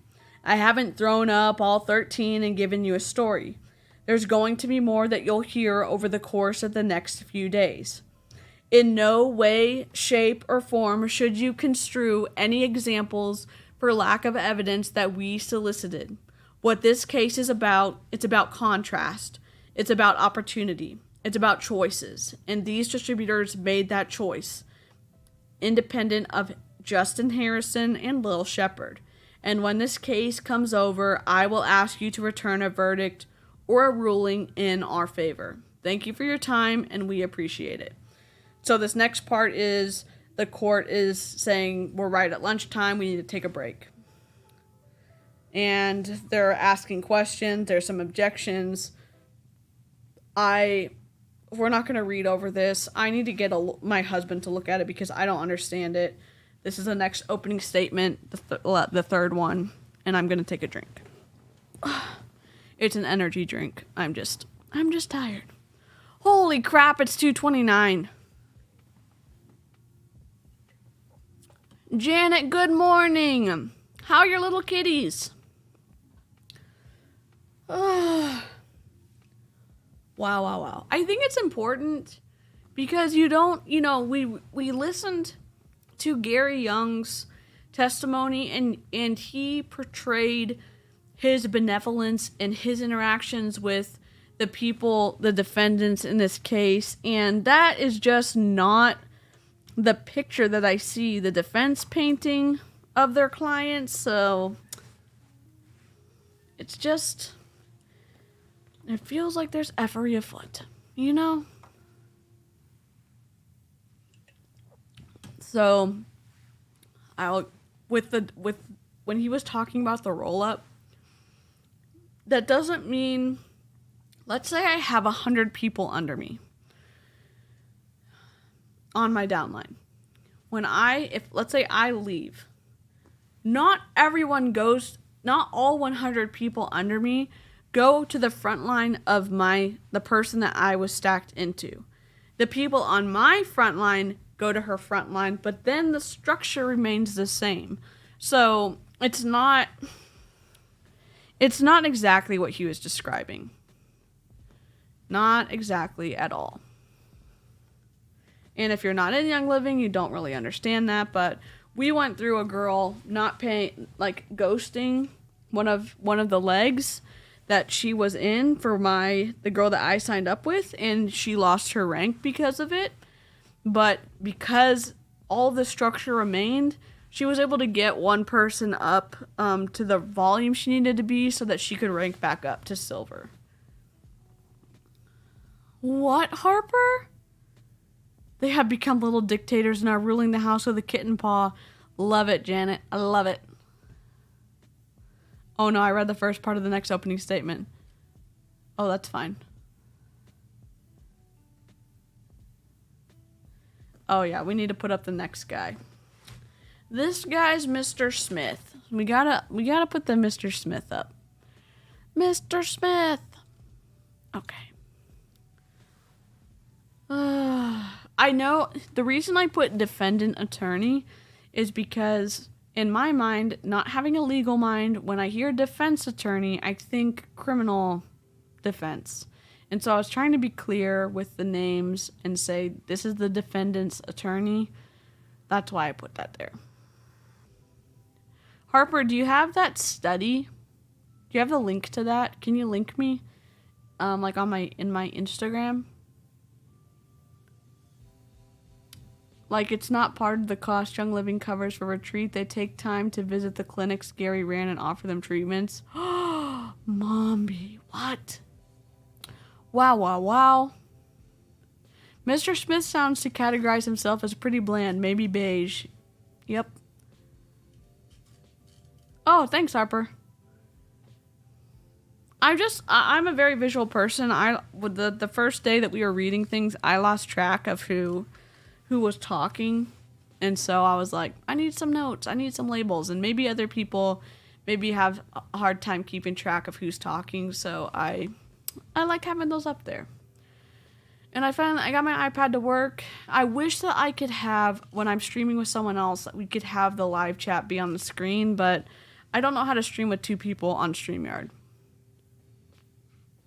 Thanks, Harper, appreciate it. My sister-in-law is a genetics professor, and I would love her perspective. She actually did her dissertation on some part of a virus she was working with, and she worked with rats. Yes, Janet. Kira was telling us, Mombi was telling us that at the Platinum Retreats in Young Living, they do intravenous stuff. What is... My little outdoor cat is sitting on my window unit and he's moving around, I think. Sorry, got distracted. They do like intravenous, like those IV things with essential oils. This case needs it because there are multiple defendants. Even with labels, I get a little confused at times. Yeah, me too, Mombi. My sculpture art is genetic mutations. That's amazing, Harper. All right. One more drink, and then we're back at it.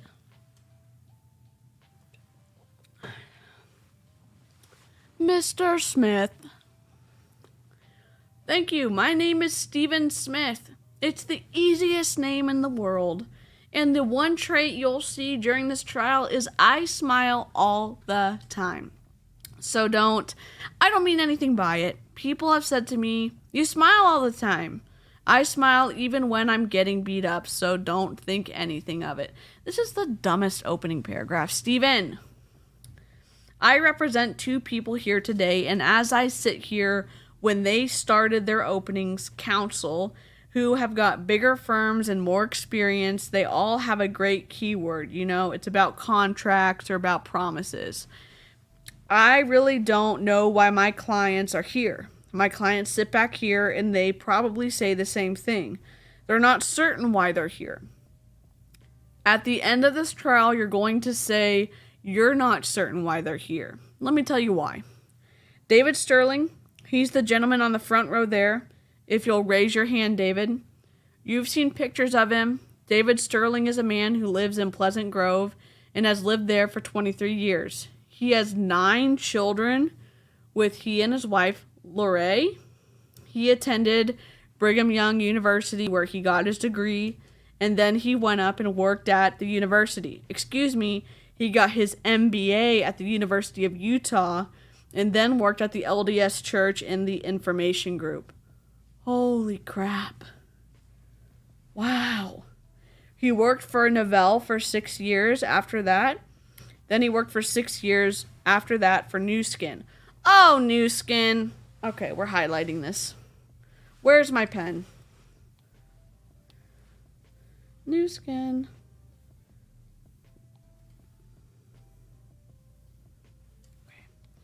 I only have a few colors in this program, and so I was trying to keep the defendants like one color, and then I was trying to keep Young Living another highlighter color, so that's why. Yeah.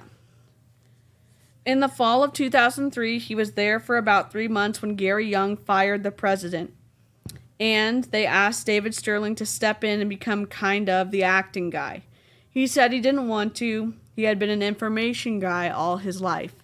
And finally, or in about April of 2004, they convinced him to become the president and operating person at Young Living. And in April of 2004, he became the operating guy. We'll talk about his agreement in just a moment. Emily Wright, her story not too dissimilar. She's lived 17 years in Nephi and is married to Corey, sitting next to him. Huh? She's lived in 17 years in Nephi and is married to Corey. Sitting next to her? I don't know. Corey was a highway patrolman at the time in Nephi? Am I pronouncing this incorrectly? Alexa, how do you pronounce Nephi? I pronounced that Nephi. Okay. Nephi? Okay. Corey was a highway patrolman at the time in Nephi. Probably gave you guys tickets, so don't hold that against her. He's trying to be funny, and I'm not here for it. Her work experience is not too dissimilar. She has 4 children, 2 at home and 2 adults, and then she lived there for 17 years. But before she was in the court, she was the court clerk down in Nephi. Nephi? Gosh darn it. Don't forget the oil. Oh my God. Every orifice? Oh my god. Yeah. Oh my god. Yeah, I think all of our jaws are on the floor.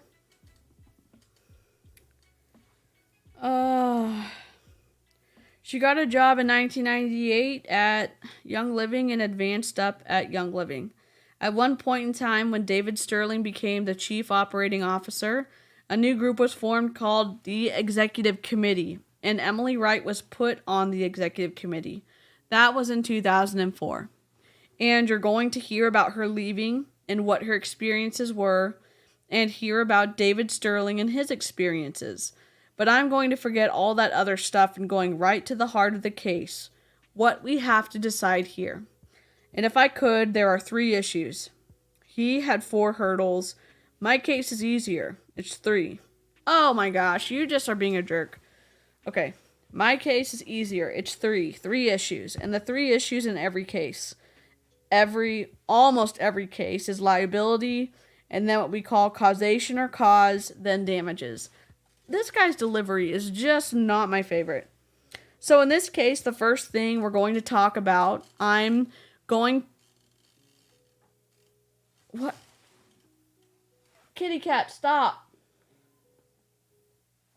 No, sir. Sorry. He already got 1 million treats, so he should not be asking for more. I'm just like getting overheated, sorry. Just need a break. I've heard way too much batshit crazy stuff the last few days in my DMs. Yeah. I don't even want to tell you how many people have messaged me telling me putting oils in places is absolutely a thing. It is.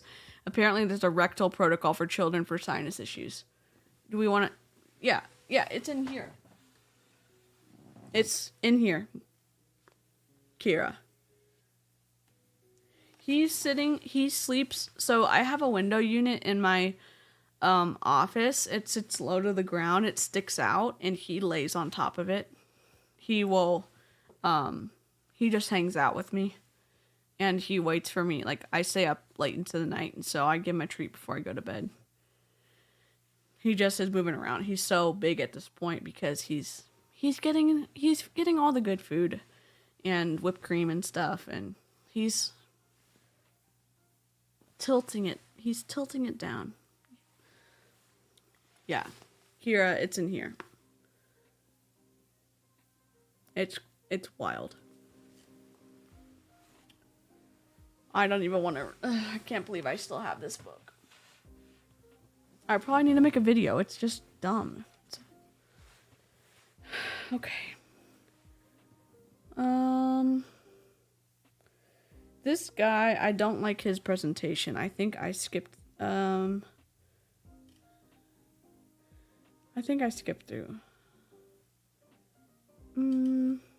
Okay.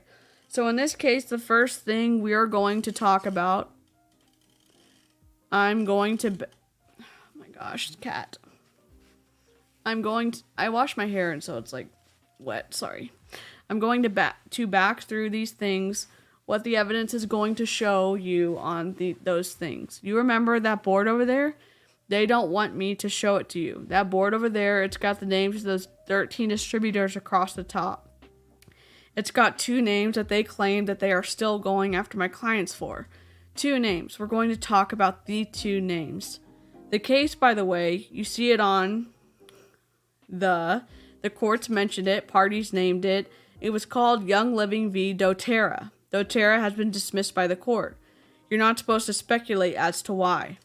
There are other defendants that have been dismissed. Mr. Hill, Mr. Cook, 4 other entities that are doTERRA, all have been dismissed.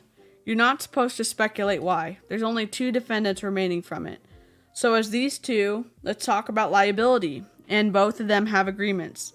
They both have agreements that they have said when they leave Young Living. When they get terminated, 6 months after the termination, they won't solicit a Young Living distributor. Both of them had that. Now, a solicitation agreement, you're going to learn, is different than a non-compete agreement. Non-compete agreements say when you leave, you are not allowed to compete. Don't go start an oil company for 6 months. That was not what we have here. Court's going to rule and instruct you, but you're going to hear the evidence. This was a non-compete. This was not a non-compete. They were allowed to compete in the oil business the moment they left. Competition was fair. They were not allowed to solicit Young Living distributors. So the only issue here is, did they solicit 2 distributors? So there's a dispute of fact. The first dispute of fact is, when does the solicitation end for David Sterling? And it ends 6 months after he's terminated. Okay? So the evidence is going to be that David Sterling was fired on August 8th, 2007. And by my reckoning, 6 months runs from to February 8th of 2008. Young Living claims that David Sterling was actually fired on September 7th, 2007. And if so, his termination or lockout period would expire March of 2008. So what facts do I have to say the date that David Sterling was fired? How about the day they fired him? They came in, they had what they called a moot court. They brought Gary Young in and Mary Young in. They brought a lawyer from another firm in that's not here. They brought Emily Wright in. They had a couple of other executives, David Sterling. They said, you know, David, I need to fire you because you have not worked hard enough at getting rid of Quackwatch. What is Quackwatch? What?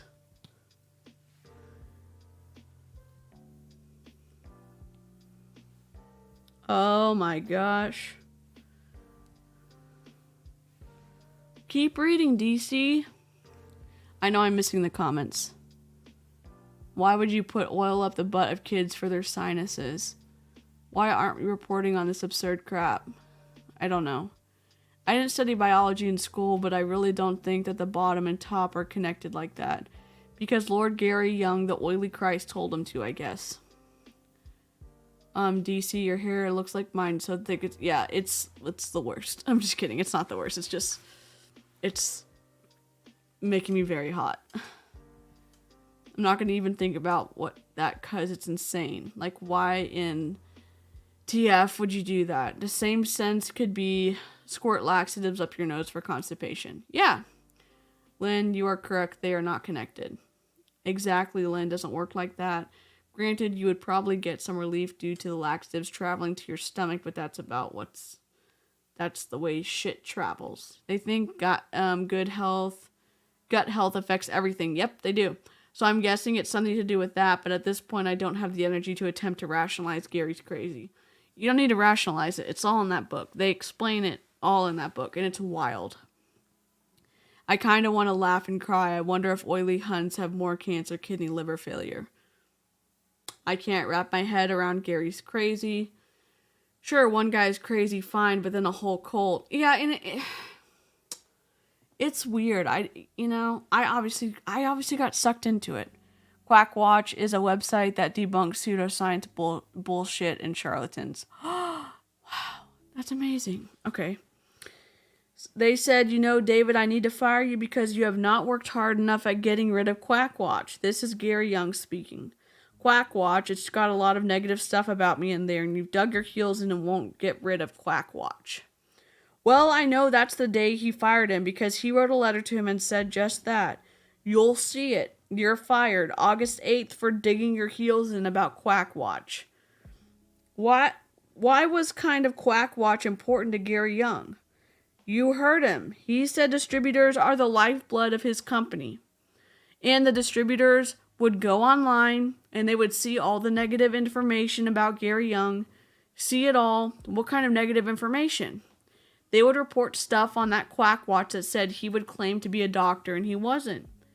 He had tragic events in his life and it was his fault. And he would have convictions for practicing... Oh my God. And he would have convictions for practicing medicine without a license, and he had a location down in Tijuana where he opened up a cancer treatment center and said, if you just send me your blood, I'll find out you've got cancer. The LA Times sent him the blood of a cat. He said, you've got prostate cancer. Those were negative comments, and Gary didn't like them. David Sterling said, I don't write Quack Watch, and I can't get it off. He fired him for not getting rid of the comments on Quack Watch. Gary Young said, there's a lot of religious overtones in these things. He said, I'm the creator, and Satan has a hold of you. And if you would just repent, David, if you'd repent, maybe we can move on. And he said, I'm the creator of this organization, and you just don't recognize I'm the magic. Holy crap. Gary Young would say that. And he didn't write it. I wasn't there. I'm just going to give you the writings. You get to look at them. But Gary Young had a personality issue. He decided he had an interest in the company, he claims. His wife, she claims she owns all 100%, and Gary claims he owns 50. So assuming he's got 50, he's got the right to fire. He was at the meeting, he fired him. David Sterling packed his bags up on August 8th, never to return. And he had an employment agreement, said you had to give me 30 days notice, but you terminated me. You cut off my access to everything in the company. You told everyone I was gone. You made 2 stories up that were lies. You said I had gone on a sabbatical. You tried to ruin my good name. You fired me on that day right there. So we'll have to find out what day he fired him. We'll look at it. And it will give us the date of when David Sterling can contact young living people. That's the outside date. On Emily Wright, hers is just about the same. We don't really dispute the termination date. She quit on October 1st, 2008, and her expiration of the lockout period expires April 1st. So the only issue for you as it relates to my clients is, did either David Sterling or Emily Wright contact by way of solution?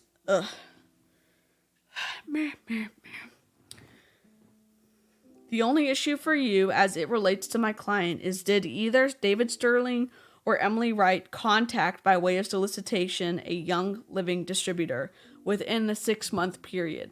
That's all there is. That's the entire case.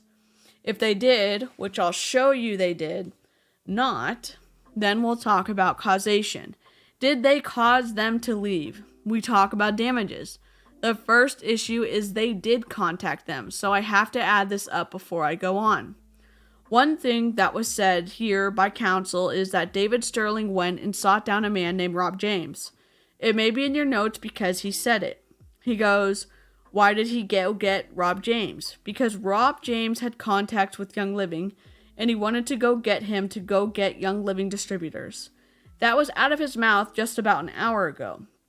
So what's the true story about Rob James? What is it? Was it what Mr. Berger said? Because I want you to hold him to his opening statement. Or was there some other story? Rob James was the missionary companion of David Sterling. Huh? Oh, they served a mission together. A mission is a Mormon thing. It's like a coming of age thing. So it's part of what you do if you are a member of the Church of Jesus Christ of Latter-day Saints. It's like a 2-year mission, and so that's what they're talking about. Rob James was the missionary companion of Dave Sterling. They served a mission together. Rob James was David Sterling's best man at his wedding. He didn't go contact him because he wanted to go recruit him for Young Living. Rob James had had a stroke, was bad off in St. George, and the testimony is going to be that Dave Sterling called his wife and said, "How are you?" She said, "He is doing bad." He got fired. If I went back one screen, please. He got fired on August 8th. He heard he had a stroke. He said, "I need to recontact with my buddy." I think that meant reconnect, but okay. He goes down to see Rob James, who had a stroke. He describes his home as being a home that his father-in-law had to buy for his family. My friend was in a bad way. I spent a lot of time with him because I was fired. That's Rob James. So let's go back if we can. Let's go back past Emily Wright. The other direction if we can go. One more, right there. So if you overlap these things, if you overlap these two contracts that both have 6-month periods, the only real issue is, did Emily Wright contact anyone before April 1st? And whether it's March 7th of 2008 or February 8th of 2008, did David Sterling contact anyone? This trial has got down to 2 names. There's only 2 names. Doesn't matter about anyone. I think they kind of suggested that maybe it's bad to go look at Lil, and it was bad to go look at Mr. Harrison. It's bad to go look at someone else. None of those matter. This case is down to 2 people. We've made it as easy as we can.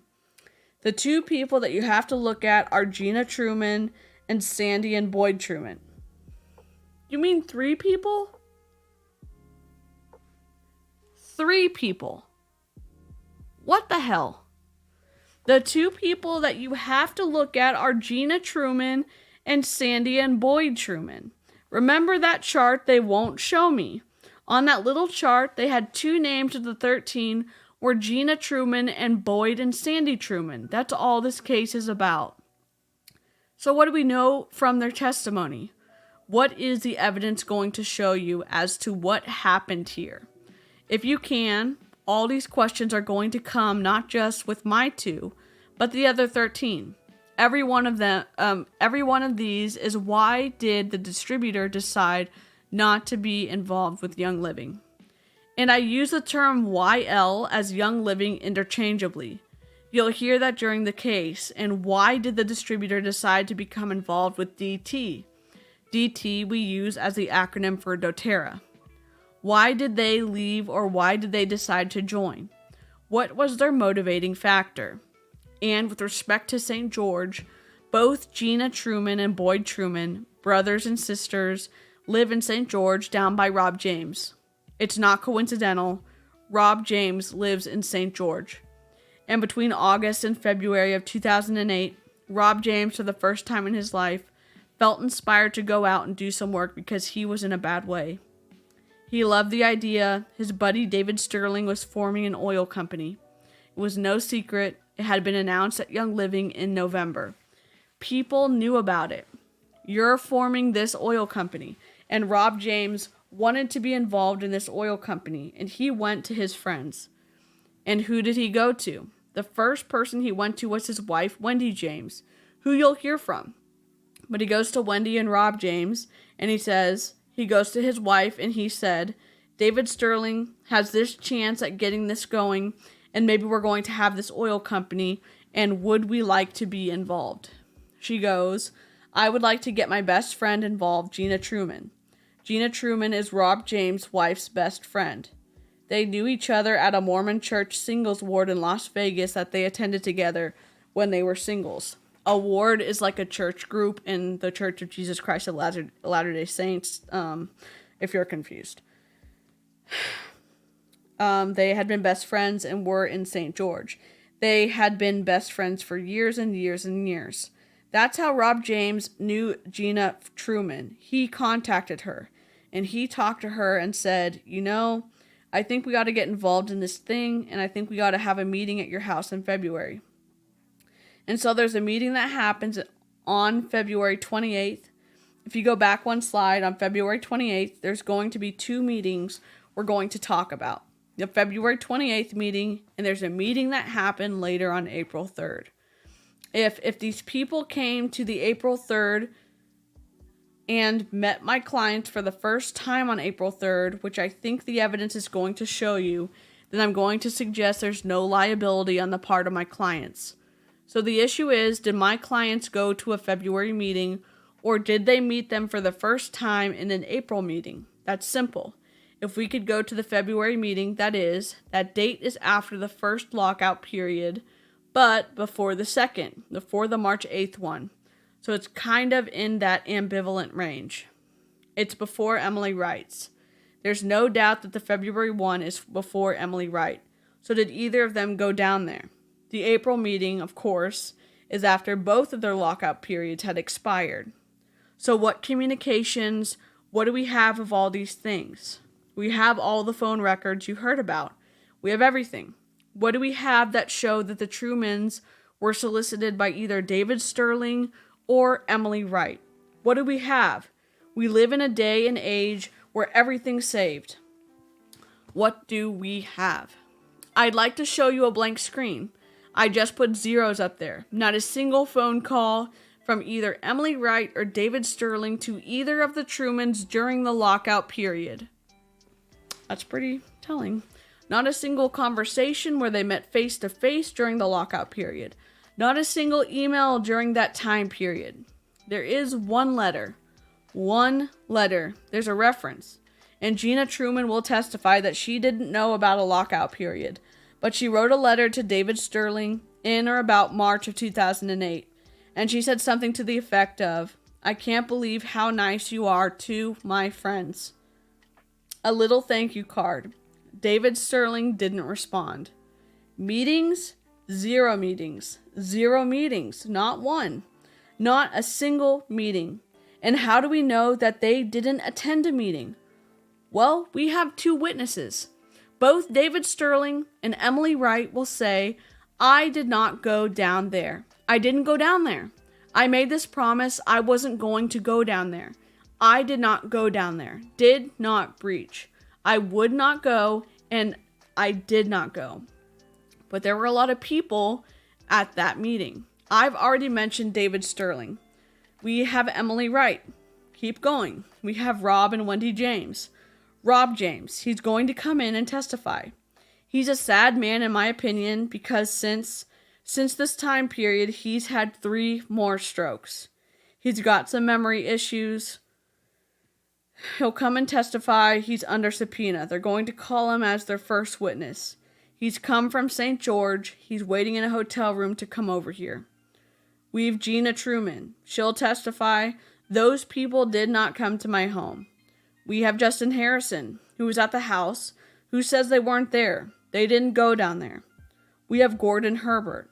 He lives in St. George. He says Emily Wright and David Sterling didn't go to that meeting. We have Boyd and Sandy Truman. Boyd did not go to the meeting. Boyd is going to say, "I didn't go." And Sandy is going to say, "I went for 10 minutes. And there was some talk in there, and I wanted nothing to do with doTERRA, this new company, and I left after 10 minutes. But she'll say, "I didn't see any Emily Wright or David Sterling there." You're going to hear some other evidence. We have Exhibit 39, which you're going to see in trial. This was written on February 23rd, just a few days before the meeting. And it was written by, first, there's one from David Sterling to Rob James. They're backwards, but Rob James sends David Sterling an email and he says, "I've got an interesting call from Carol." And Carol, you'll learn, is Carol Truman. There's some confusion, maybe intentional, by counsel, but Carol Truman, she's a Young Living distributor who did not go over to doTERRA. And she's the parent of both Gina and Boyd. She was a big person at the company, but she did not come over. So there's some discussion about Carol. And this guy, Rob James, he has this idea with this new oil company that he's going to take every person at Young Living and get them to join doTERRA. They may be getting $20,000 a month income, and he thinks he can still talk them into coming over to a company they'll make no money at. He's got great aspirations. You'll see some of these comments. Boy, that Rob James, he's got some ideas. None of them are realistic in reality, and he didn't get a single one. But he did talk to his friend, and he says in this email, Gina, as well as Boyd and Sandy, are described by Rob as being on board with doTERRA as of February 22nd, 6 days before that February 28th meeting. So everyone kind of thought Boyd and Gina were coming over because that's what Rob James had told them. The next email, if I can go on, and by the way, Gina is the host of the meeting. It's at her house. The next one is after the meeting, the night of the meeting. It's like somebody took minutes and sent out minutes who was at the meeting. Rob James wrote an email marked Exhibit 221. He says Rob James writes David Sterling and Emily Wright at 11:27 p.m. at night. The meeting had lasted. Just before he goes to bed, he writes this email and says, "I wanted to give you a quick report of the meeting before heading to bed." On the next slide, it says, "I wanted to give you, what an exciting thing. Justin did a fantastic job, used wonderful adjectives to describe a diffuser." David Sterling writes back the next day, 8 in the morning. "Great report, Rob. Sounds like it was a success. We're looking forward to seeing what you've given Justin. By the way, you did get the banner I sent you." My clients weren't there at the meeting. Why would David Sterling be writing about how good the meeting was and hope to hear about it and great thing? He was not there. We know there's one more thing that shows he wasn't there. If you can turn to the next slide, you're going to see this one is not shown on the slide, but it's Exhibit 1161. From my memory, 1161 is what you're seeing, and this is an email chain that's in March of 2008. And in March of 2008, both David Sterling and Rob go to the next slide. And David Sterling writes to Rob James. And by the way, when I said Rob Sterling, I messed everybody's name up. I'm an equal opportunity abuser in the entire trial. Come on, Mr. Smith. David Sterling writes to Rob James and says, "By the way, I received a neat letter from Gina. I've heard nothing but great things about her, and I'm quite anxious to meet her.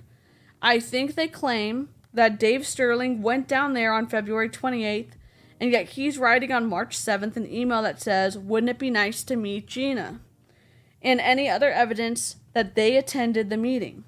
If they go to the next slide, there is no evidence at all that Sterling or Wright attended the February meeting or met or talked with Gina or Boyd or Sandy before the February 28th meeting or the February 28th meeting. Why is he repeating this? So the next meeting is April 3rd. There is no communication. They'll all tell you there's no communication. The April 3rd meeting is in St. George. You're going to hear it was at a place called Coral Cove. Some golf course out there at a clubhouse had a meeting. Before the meeting, Emily Wright and Dave Sterling drive down. Dave drives down with his wife, Lorraine, the mother at the time of 8 children. They drive down there and all have hotel rooms at the Best Western.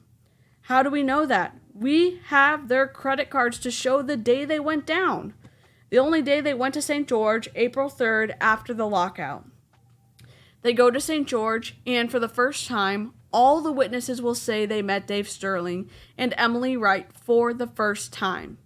Even though some of them were Young Living distributors, they didn't know Emily Wright or Dave Sterling. They're going to say they met them for the first time about doTERRA ever mentioned to them by them on April 3rd. He spoke to Gina and Boyd at Gina's home before the meeting, and there was a little discussion about her kitchen or in the kitchen or dining area, and they had a little discussion. They went to dinner that night, and they went over to the Cove and did a presentation. Gosh dang, this is long. I need a drink. Ugh. Holy crap. Yeah, Mr. Smith thinks he's funnier than he is, and he's not funny at all. Oh. Yeah, didn't he know that God asked Gary what to do? Yeah. It doesn't match. I need like a chill stream. Or we need to have like anxiety stream of like something horrible is about to happen. Holy crap. There are some medical reasons for using medications as suppositories. When our daughter was young, we had to take her to the ER and they gave her a suppository because she couldn't take the meds orally. But the Young Living community takes the rectal and vaginal application of oils to another level. There are women who soak tampons in oils, then insert them for yeast infections? Oh my god. Medications, sure, these are oils, so any kind of putting it in your body is freaking insane. They are big advocates of coffee enemas, of course, adding oils to the enema. Oh, yeah, they are. How do I know that? I was in the Young Living group. Independent Young Living group. Nesting well. Oh my god. I was digging and found a blog that has a screenshot of the original Quack Watch post on Gary. Mombi, you are incredible. Mr. Smith thinks he's... Yes. Yes, literally Mr. Smith via Elaine Brederoff. Good God. Presentation. On April 3rd, if we can go to the next one, there's going to be testimony by Gina. That's the first time she ever talked to them. By Boyd, that's the first time ever talked to them. And Sandy. Sandy Truman is Boyd's wife. Kind of an interesting lady. He says, I don't really like MLMs. She said, I do not want to be involved in MLMs. They're stupid. I don't want to be involved. I was involved in Young Living. I didn't like Gary Young. I don't want to be involved. I want nothing to do with another type of MLM. They went. Only Boyd went to lunch with David Sterling and Emily Wright. But she'll say that she went to the clubhouse that night, and for the first time she met David Sterling. And she recalls meeting Larae Sterling for the first time as well. They talked about each having 8 children, something about mothers with 8 children. They can relate to each other. They both can remember talking to each other about having 8 children. They said that was the first time we had ever met was at the clubhouse on the night of April 3rd. Some of the people, when their depositions were taken, these dates are so back in time, you have to ask, why are they so back? We're here in 2017. That was 9 years ago. What are we doing here? This lawyer, oh my God, he's making me crazy. Well, Young Living decided not to file the lawsuit until 2012. So they took 4 years to think about it. When asked why, Gary Young's officers at his company said, well, we didn't want to bring it because first they said their attorney was in cahoots with doTERRA. Then somehow we had a conspiracy to kind of discourage them from bringing a lawsuit. Then they said, oh, that wasn't really the reason. They had some other reasons for not bringing the lawsuit earlier. All the while, memories fade and records disappear, and Young Living doesn't have records. So what's happened today? We now know we have to go back to their memories and go refresh their memories and go look at them. Boyd Truman, in his deposition, he said, I know I met David Sterling, and it was about 2 weeks before what's called the pre-launch. You'll hear the term pre-launch. So if we have that timeline, and David Sterling gets fired on August 8th of 2007, by the way, in his deposition, he thought he got fired on August 7th, but it was a Wednesday. As we go back all these years, Wednesday was August 8th. So I'm going to adopt August 8th. But Dave Sterling gets fired, and we put the lockout date that he worked for because he's going to say, I told everyone I didn't want any communication before April 1st with those people that are in the lockout. Emily and him, in other words. So Emily and he decided they weren't going to do any type of communication with Young Living distributors until after April 1st. They made a choice to have a meeting on April 3rd of 2008. Then we have a term that's used, a pre-launch, you'll hear about. While it may have been vague during the course of discovery, you'll hear undeniably that pre-launch took place on April 25th of 2008. There are records, there are pictures, so the pre-launch took place April 25th. The only reason I bring this up is Boyd Truman's testimony and deposition was, I got recruited about 2 weeks before the pre-launch, and he did not know when the pre-launch was. But that's consistent with what you'll see. The pre-launch was April 25th, and that meeting that took place in St. George was on April 3rd. We have records to show it. So now do we know that, again, that April 3rd was the date? We have all these witnesses. We have the credit card statements to show that show that David Sterling and Emily Wright both traveled down and buy gas. She travels from Nephi. Ugh, I'm so bad at names. She travels from Nephi. He travels from Pleasant Grove. They have the hotel bills. They go down and stay. They have emails showing they go down there and meet. We have all the live witnesses of people that were at the meeting. I've got some other names on here, people you haven't seen before. Pat Levitt, who's there. She says that's when they come down and introduce them. It was my impression that that was the first time they had ever come down. Next slide. If I could, for the April 25th date, That meeting is pretty much engraved in stone because of the pre-launch. I'm not much of a marketing guy. Some of you guys may have more experience than I, but the pre-launches were kind of sample vials of oil were available. Maybe smaller. Full line wasn't fully available, but it was called the pre-launch. As I understand it, the launch took place 6 months later, and that's when the full line was available. I think that date was October 25th of 2008. My clients will shoot me if I get that wrong, but they can fix it for me. Somewhere in there is the final launch 6 months later.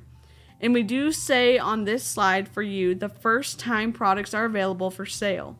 You're going to hear these 13 distributors. The plaintiffs all admit these distributors all deny they were solicited. All of them. You're still here with 13 witnesses who say, I was not solicited. 13 of them. But we have writings where they submitted their contracts. And we know the dates of their contracts. One of the best ones, this is why you can't. You're going to have a hard time when it gets really down to understanding Young Living's case. I'm going to go with Tamalu Watkins. She's not one of my people, but we took the deposition of Tamalu Watkins, and she said, I went down to Young Living with a couple of friends from Wyoming where I live, and I called one of my people in the kind of tree. These companies, these MLM companies, they call them genealogies and call them trees. Okay, yes. I kind of put them in a pyramid, but don't get them confused with pyramid schemes, or no one will like me back there. This dude needs to stop being funny. He's not funny. He's irritating the crap out of me. What that means is that they have people that are down below. They kind of look like a tree, a pyramid. And that tree, that genealogy, Tamalu Watkins is going to testify that she was bringing 2 people down from Wyoming for the purpose of getting them to sign up with Young Living. And she called one of the people up above her in the tree and said, hey, I just went down to the farm in Mona and I'd like to stop by the offices in Lehigh. Can I stop by? And the lady said, yeah, I think we can meet. She goes, whatever happened to that Dr. Hill? I really like that guy. What happened to him? And she goes, well, we'll talk later. So she shows up at Young Living's headquarters about April 9th. About April 9th, and her testimony will be she got there on April 9th. She went into Young Living headquarters.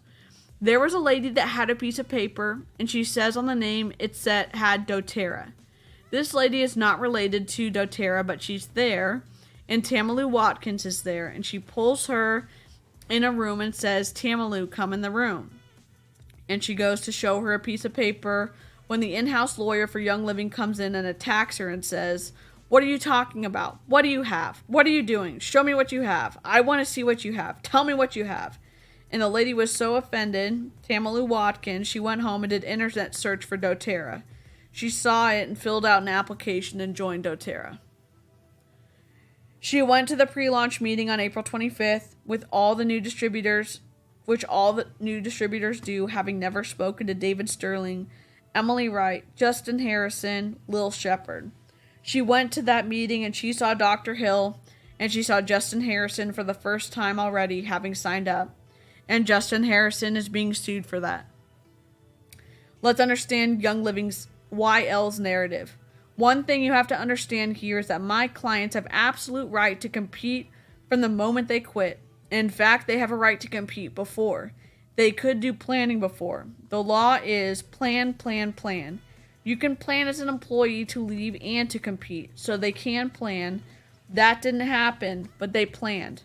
On October 1st, they got together and met and decided to plan. And they planned it. You saw, they displayed 5 planning emails. The planning emails are kind of interesting. They say things like, I'm looking for a lead distributor. I want a distributor. I want any Young Living distributor. I want methods for building DT. I want to cannibalize Young Living. I want to provide a home for Young Living. I want to take down a little of the 800-pound gorilla. One by Rob James says, I'd like to have a smooth move. Rob James was not an employee, but he has a smooth move. I'd like to talk to Justin Harrison. I'd like to talk to Lil Shepard. All planning. I look at this, and the evidence is going to be from Dave Sterling's own mouth. He's going to say he looked at this kind of like you do a baseball team or building a company, and you have all these little positions open. And you, during your planning stages, look to see who you might want to fill that position. So that doesn't mean you violate the law and go contact them. He says, I would not do that, but I'm not stupid enough to sit around and say I'm not going to think who I want for 6 months. I'm entitled to plan. So you'll see planning emails, you'll see them 5 or 6 or 10. I don't care how many you see planning emails.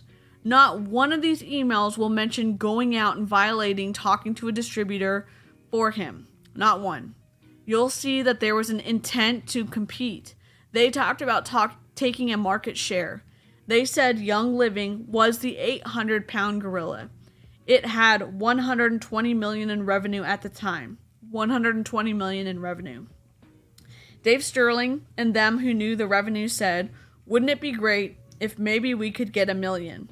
They were not even Pepsi going against Coke. They thought they were this little monkey, legally invalid competition. That would be great. They didn't.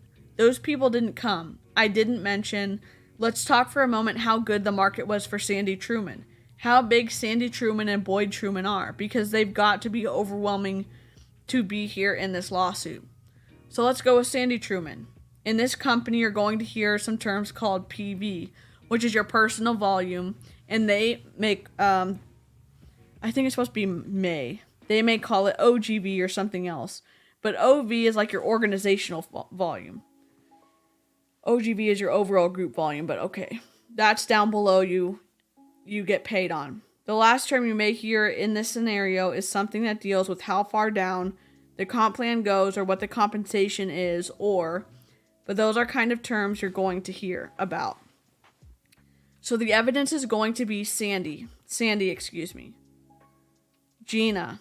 Gina bought about $100 a month worth of product, and she was paid, I should put down here commission, she was paid about $300 a month in commission.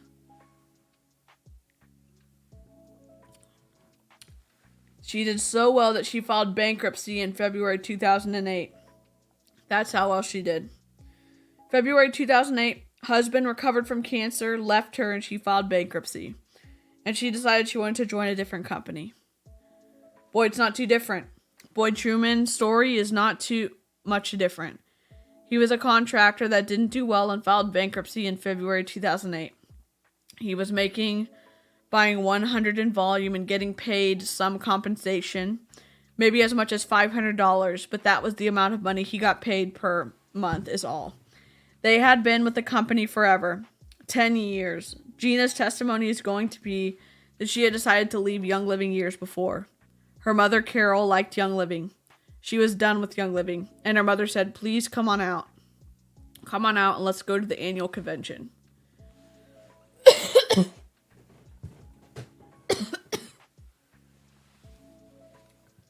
Oh.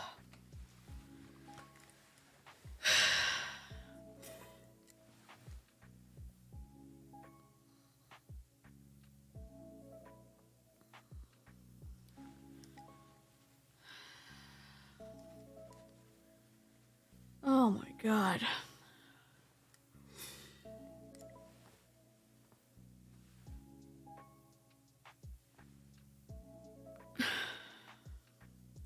Mr. Smith repeats words over and over and over again. You are correct, Harper. Boo reps love that stuff. The poop worm's intestinal lining is another area of woo insanity that I have seen way too much of for one lifetime. Holy crap. There's a parasite Facebook group where they share photos of parasites they found in the toilet. Soulful. Wow.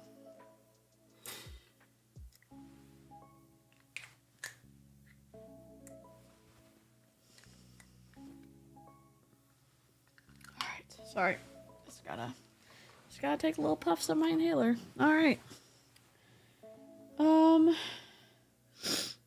On that convention, September 6th, Gina goes out to the convention paid for by mother, trying to get her to re-engage in Young Living. At the convention, Mary Young hands out anti-religious information about her religion. She says, "I'm never staying with that company. That's it. Gina Truman says I'm done." She's what's called a squatter. Once you decide not to participate in MLMs, you just collect your paychecks. She was a squatter. She was done. Boyd was the same. They were done. Done with Young Living. It's not surprising they decided to go somewhere else because Young Living has not been favorable to them for years, and all they had was $300 a month in earnings. $300 a month. You're going to also hear testimony from our experts that talk about damages. And one of the issues on damages is how much money did Young Living really make off of the $100 that Gina decided she would never buy. She decided she wouldn't buy any more product. The testimony is going to be that she didn't decide not to buy any more Young Living product until 3 years later. She continued to buy Young Living product until 2010, yet they still sued. They got her money every month for 3 years. So again, how much did they make? You're going to have the experts' opinion say they get 5% is the value of the net profit for every $100. They make $5 a month. $5 a month. You're going to see that my clients made a decision that they were tired of Gary Young. They wanted to focus on a different market strategy. When Gary Young, Gary Young has to be loved and hated because he started the oil business. At the same time, he's got some funny personality traits and operations down in Ecuador where he does intravenous injections. Oh, we love a sat. Okay. At the same time, he's got some funny personality traits and operations down in Ecuador where he does intravenous injections. And all those things make Gary Young a liability. So he's a positive and liability at the same time to everyone. They decided, I don't want to focus on an icon like Gary Young. You'll see Gary Young wrote a letter to David Sterling and said, "I'm firing you because you didn't put my picture in the magazine." Okay? They did not want that. They said, I don't want to focus on an icon. I want to focus on product. Gary Young was the perfect lead-in. If you had a guy that you could compete with, it would be Gary Young, because Gary Young had this one focus so extreme, it was a natural for doTERRA to grow with Gary Young being the other side. They said, I want it led by a management team that's been discussed, and I want to introduce oils to a new demographic. So let's go to causation for a moment. Gina's decision to go and leave was not influenced in any way by either Wright or Sterling. That's what you have to find. You have to find evidence that's what it was. In your search for the truth with me, you're not going to find that. That's evidence on that. You're going to have to. She's going to tell you she disengaged in the 2000s. She worked full-time doing interior design. She had problems with Gary and Mary. She was introduced to doTERRA by Wendy James, her best friend. That's what she's going to tell you. On Boyd is going to tell you that it was their decision to join. Their decision to join was not influenced by Sterling or Wright. I put during the lockout period because they did go to the meeting on April 3rd. That's where they decided to join, was after the lockout period. They had disengaged from Young Living. They had worked full-time as a contractor. They too had problems with Gary and Mary and Young Living. And they were introduced to doTERRA by their friend, Rob James, and their sister, Gina. Lastly, we've already talked about damages. I don't want to explore it much more, but we have experts. They have a damage analysis that's called a statistical model. It's not based on reality. We have Dr. Russell Mangum, who will come in and explain to you that the model that they have is ridiculous. Not proven in fact, not fair, it's a cheat. At the end of this case, after you hear all the evidence, I would expect that you would bring a just verdict back in favor, and my clients that they have no liability in this matter. They have done nothing but try to save their good name. Thank you. Dear God. Ugh. Dear God. We're done. We're done. We're done, we're done, we're done. Holy crap. Oh my God.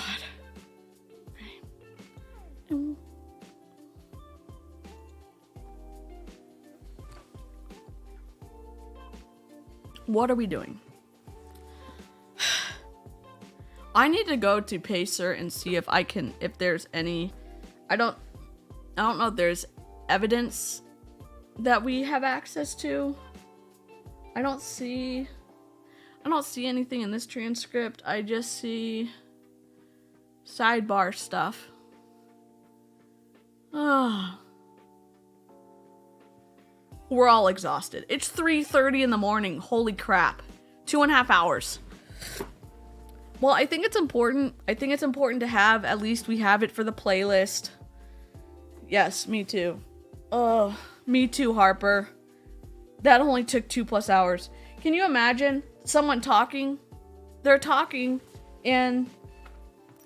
Oh my gosh. So, like, the poor jury is having to sit through that in real life. It's interesting to hear, though. It's certainly interesting to hear. I don't know. What do y'all think? Live chat, what do you think? I think it's important to have. It's gonna be, I changed my covers of my Young Living because I didn't like them. So I did it the Young Living purple. And I have a gavel coming and hitting frankincense from doTERRA and Young Living. And then I got Gary Young with an icon little halo around him. So, and because I'm kind of field. If I had been on the jury, I would have just glazed over before Mr. Smith got through the intro. Mr. Smith literally ruined it. The middle guy, Mr. Gaylord, decent. Even Young Living's guy was better. Mr. Smith just went on and on and on. We're like, bro, finish it up, wrap it up. Holy crap. Lynn, it's almost lunchtime for you. They tell everyone not to share any photos or tell people what happens at the 𝐓𝐇𝐎𝐔𝐄 clinic. Really? I had to go make breakfast and I'm back. Janet, you didn't miss a dang thing. Mr. Smith just went on and on and on. Yes, Mr. Smith is now Mr. Bland. He was saying like, oh, I'm just from a small firm. Well, you need more practice, buddy, because this is his train of thought. And it just goes around. And it's just like, have a linear thought, please. Please, for the love of God. Oh my God.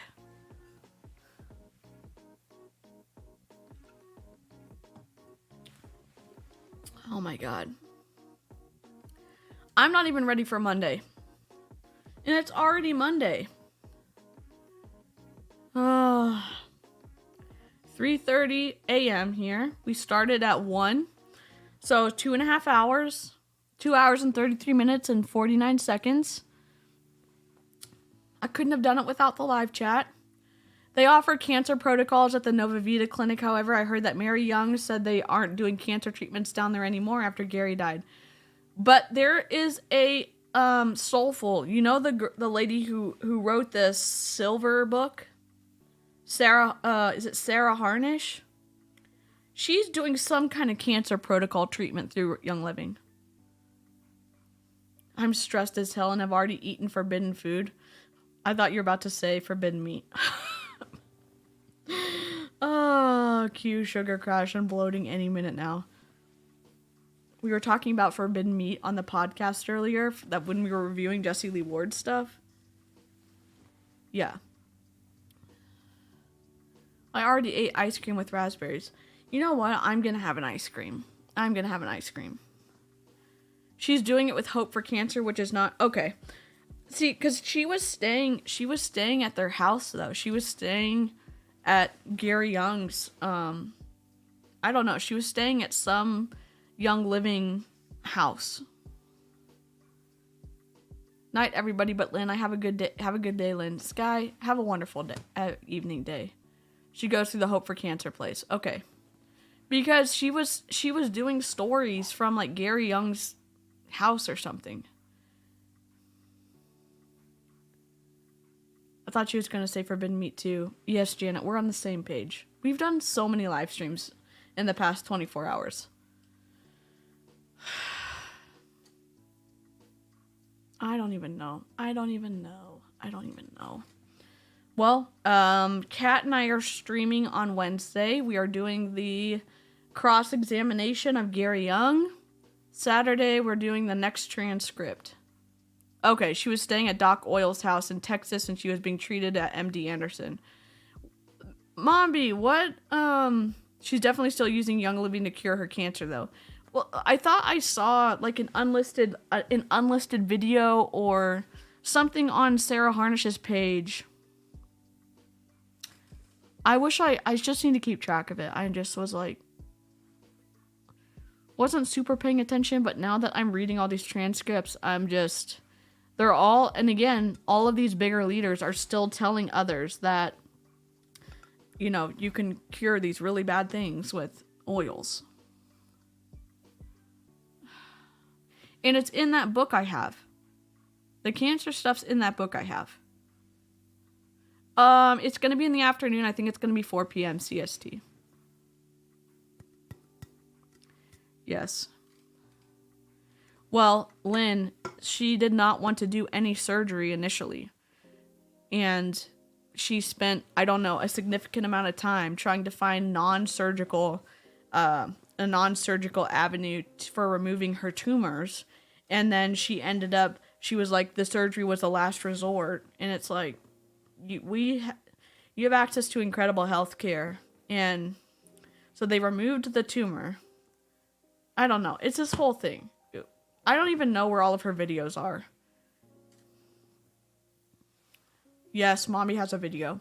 Mommy has all the videos. She's the only reason that we had any transcripts to respond to. She's the one, Kira/Mombi is the one who gave us all of these graciously. And she has also given them to other creators. The whole point is to get the message out, to educate the consumer, to make them aware of all the crap that has gone on that kind of has been hidden. And big shout out to Mombi. She has her own website. I've linked it in the description. Oh, wow. The only reason Sarah Harnish agreed to the surgery was because Hope for Cancer Center would not accept her until she had the surgery. The tumor was too big for them to treat. Wow.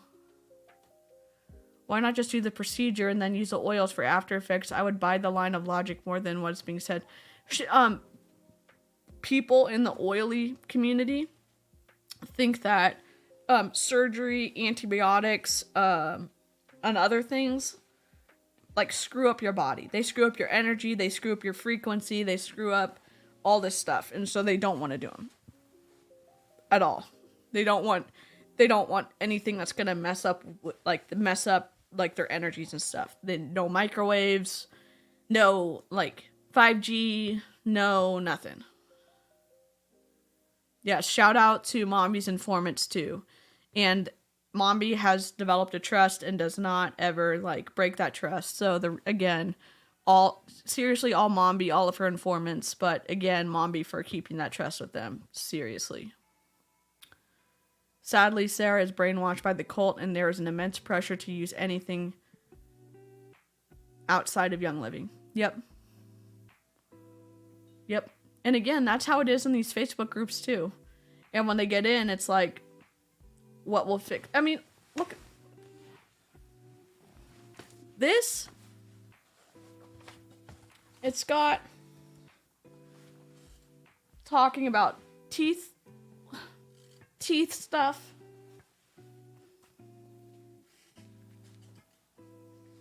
A lupus protocol. Whooping cough. I almost died from whooping cough, and they're saying that you're gonna treat it with essential oils. No thanks. Male hormone imbalance, malaria,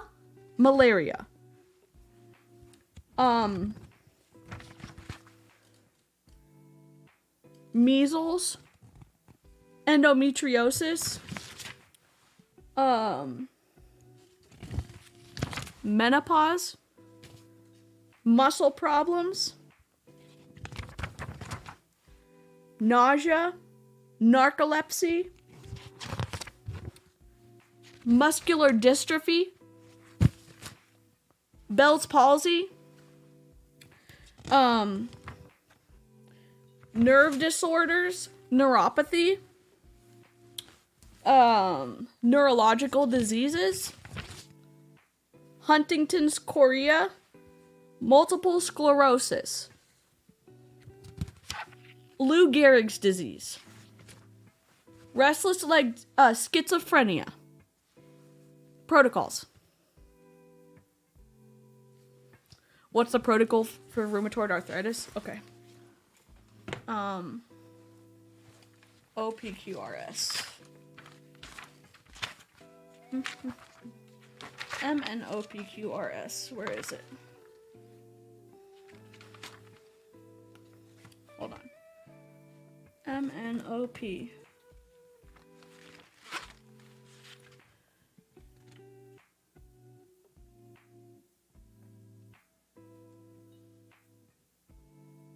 Radiation. Rheumatoid arthritis, 433.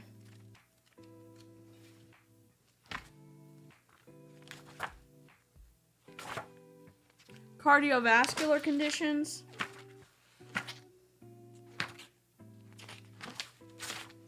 Attention deficit disorder.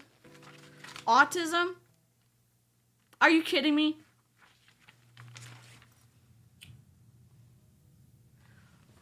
Rheumatoid arthritis. Rheumatoid arthritis is a painful inflammatory condition of the joints marked by swelling, thickening, and inflammation of the synovial membrane lining the joint. In contrast, osteoarthritis is characterized by a breakdown of the joint cartilage without any swelling or inflammation. Rheumatoid arthritis is classified as an autoimmune disease because it is caused by the body's own immune system attacking the joints. Inflammation from rheumatoid arthritis has been ameliorated by the boswellic acids found in most frankincense species. Other factors can aggravate arthritis, such as deficiencies in minerals and other nutrients, microbes and toxins, lack of water, eating bread. Are you ready? Recommendations. Single blends: wintergreen, peppermint, peppermint vitality, sacred frankincense, frankincense, frankincense vitality, palo santo, vetiver, nutmeg, nutmeg vitality, oregano, oregano vitality, clove, clove vitality, mountain savory vitality, rosemary, rosemary vitality, tea tree, helichrysum, kunzea, Idaho balsam fir, pine, eucalyptus globulus, copaiba, myrrh, valerian, dorado azul, Northern Lights black spruce. And when it's listed in this book, you're supposed to do the first one. You're supposed to take the first oil first and then move down. So here's the blends that work, supposedly. Panaway, Relieve It, Aromaseas, Cool Azul, Deep Relief Roll-On. Nutritionals, Power Jize, BLM, Agilese, Detoxzyme, Sulfurzyme, Megacal, Master Formula, Mineral Essence, Essential Zyme. Essential Zymes 4, Longevity, Soft Gels, Immupro, Remagen, Endogize. Personal Care, Cool Azul Relief Cream, Cool Azul Sports Gel, Ortho Ease Massage Oil, Ortho Sport Massage Oil. So then they tell you exactly how much to take. Dietary and oral, refer to application guidelines. Take 1 capsule of desired vitality or dietary oil 2 times daily. Take 2 to 3 drops of a vitality or dietary oil in a spoonful of syrup or small amount of milk, juice, or water. Topical, refer to application guidelines. Dilute 5 to 10 drops of essential oils in 1 teaspoon of V6 vegetable oil complex. And apply on location. Essential oils can be applied neat, which means without diluting, which is a no-no. Can be applied neat and then followed by V6 vegetable oil complex. Massage 2 to 4 drops of oil neat on the bottoms of your feet just before bedtime. Place a warm compress once daily with oils on your choice on the back. Massage with oils on your choice mixed with V6 vegetable oil complex. Relaxation massage oil, sensation massage oil. Apply Cool Azul pain relief cream or Cool Azul sports gel. They literally prescribe it for every single thing.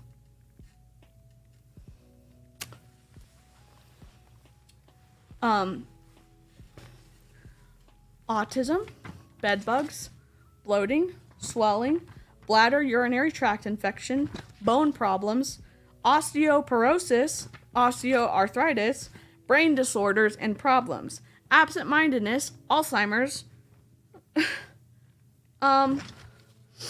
convulsions, confusion, mental fatigue, memory impaired, cancer. There's a whole protocol.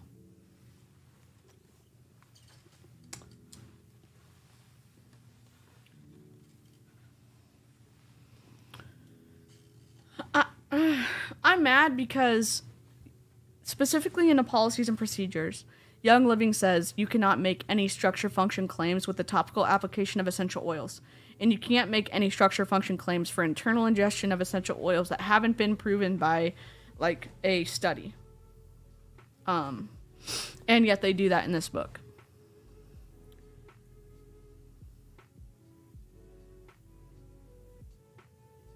I just don't even know.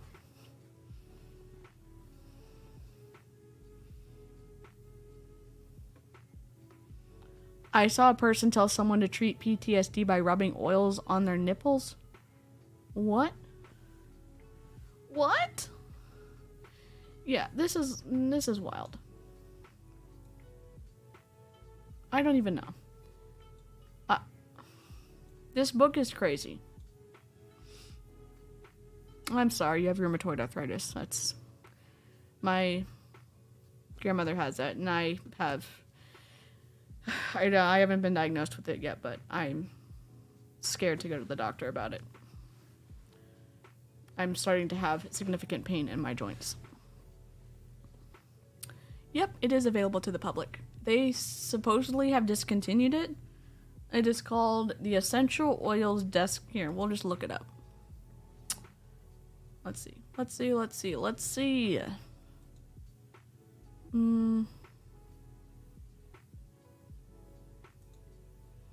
Alright.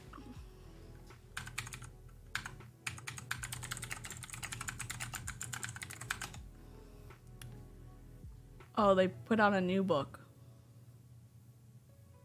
This is the one I've got. Holy, I didn't pay that much for mine. I paid $50 for mine. They discontinued it, so you can get it on Kindle, $20. I mean, it's just wild.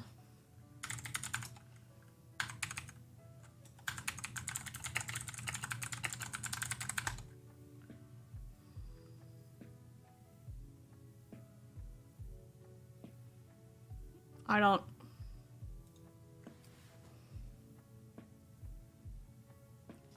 Acne. Abscesses. What?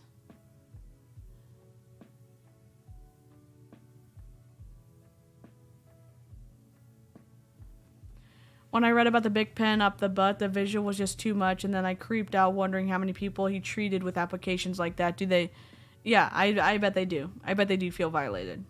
I'm just waiting for it. My dad has it in his hands, shoulders, back, tips, and knees. Ugh. It's called Gary's Bible. I'm sure it is. I'm genetically prone to arthritis too. You can get it. You can get it online. So I don't know why it's so expensive now, but they discontinued it. But I think they got in trouble for it because there's also like Ebola, and there's also like just things that you would never expect for someone to say. I wonder if it is essay.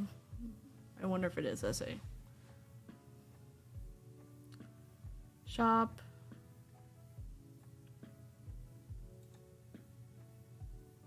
It looks like it is discontinued. Thrift Books has it though. Oh, this isn't the 8th. Is this the 8th edition? No, this is the 6th edition. Yeah, people are charging out the wazoo for it because they discontinued it.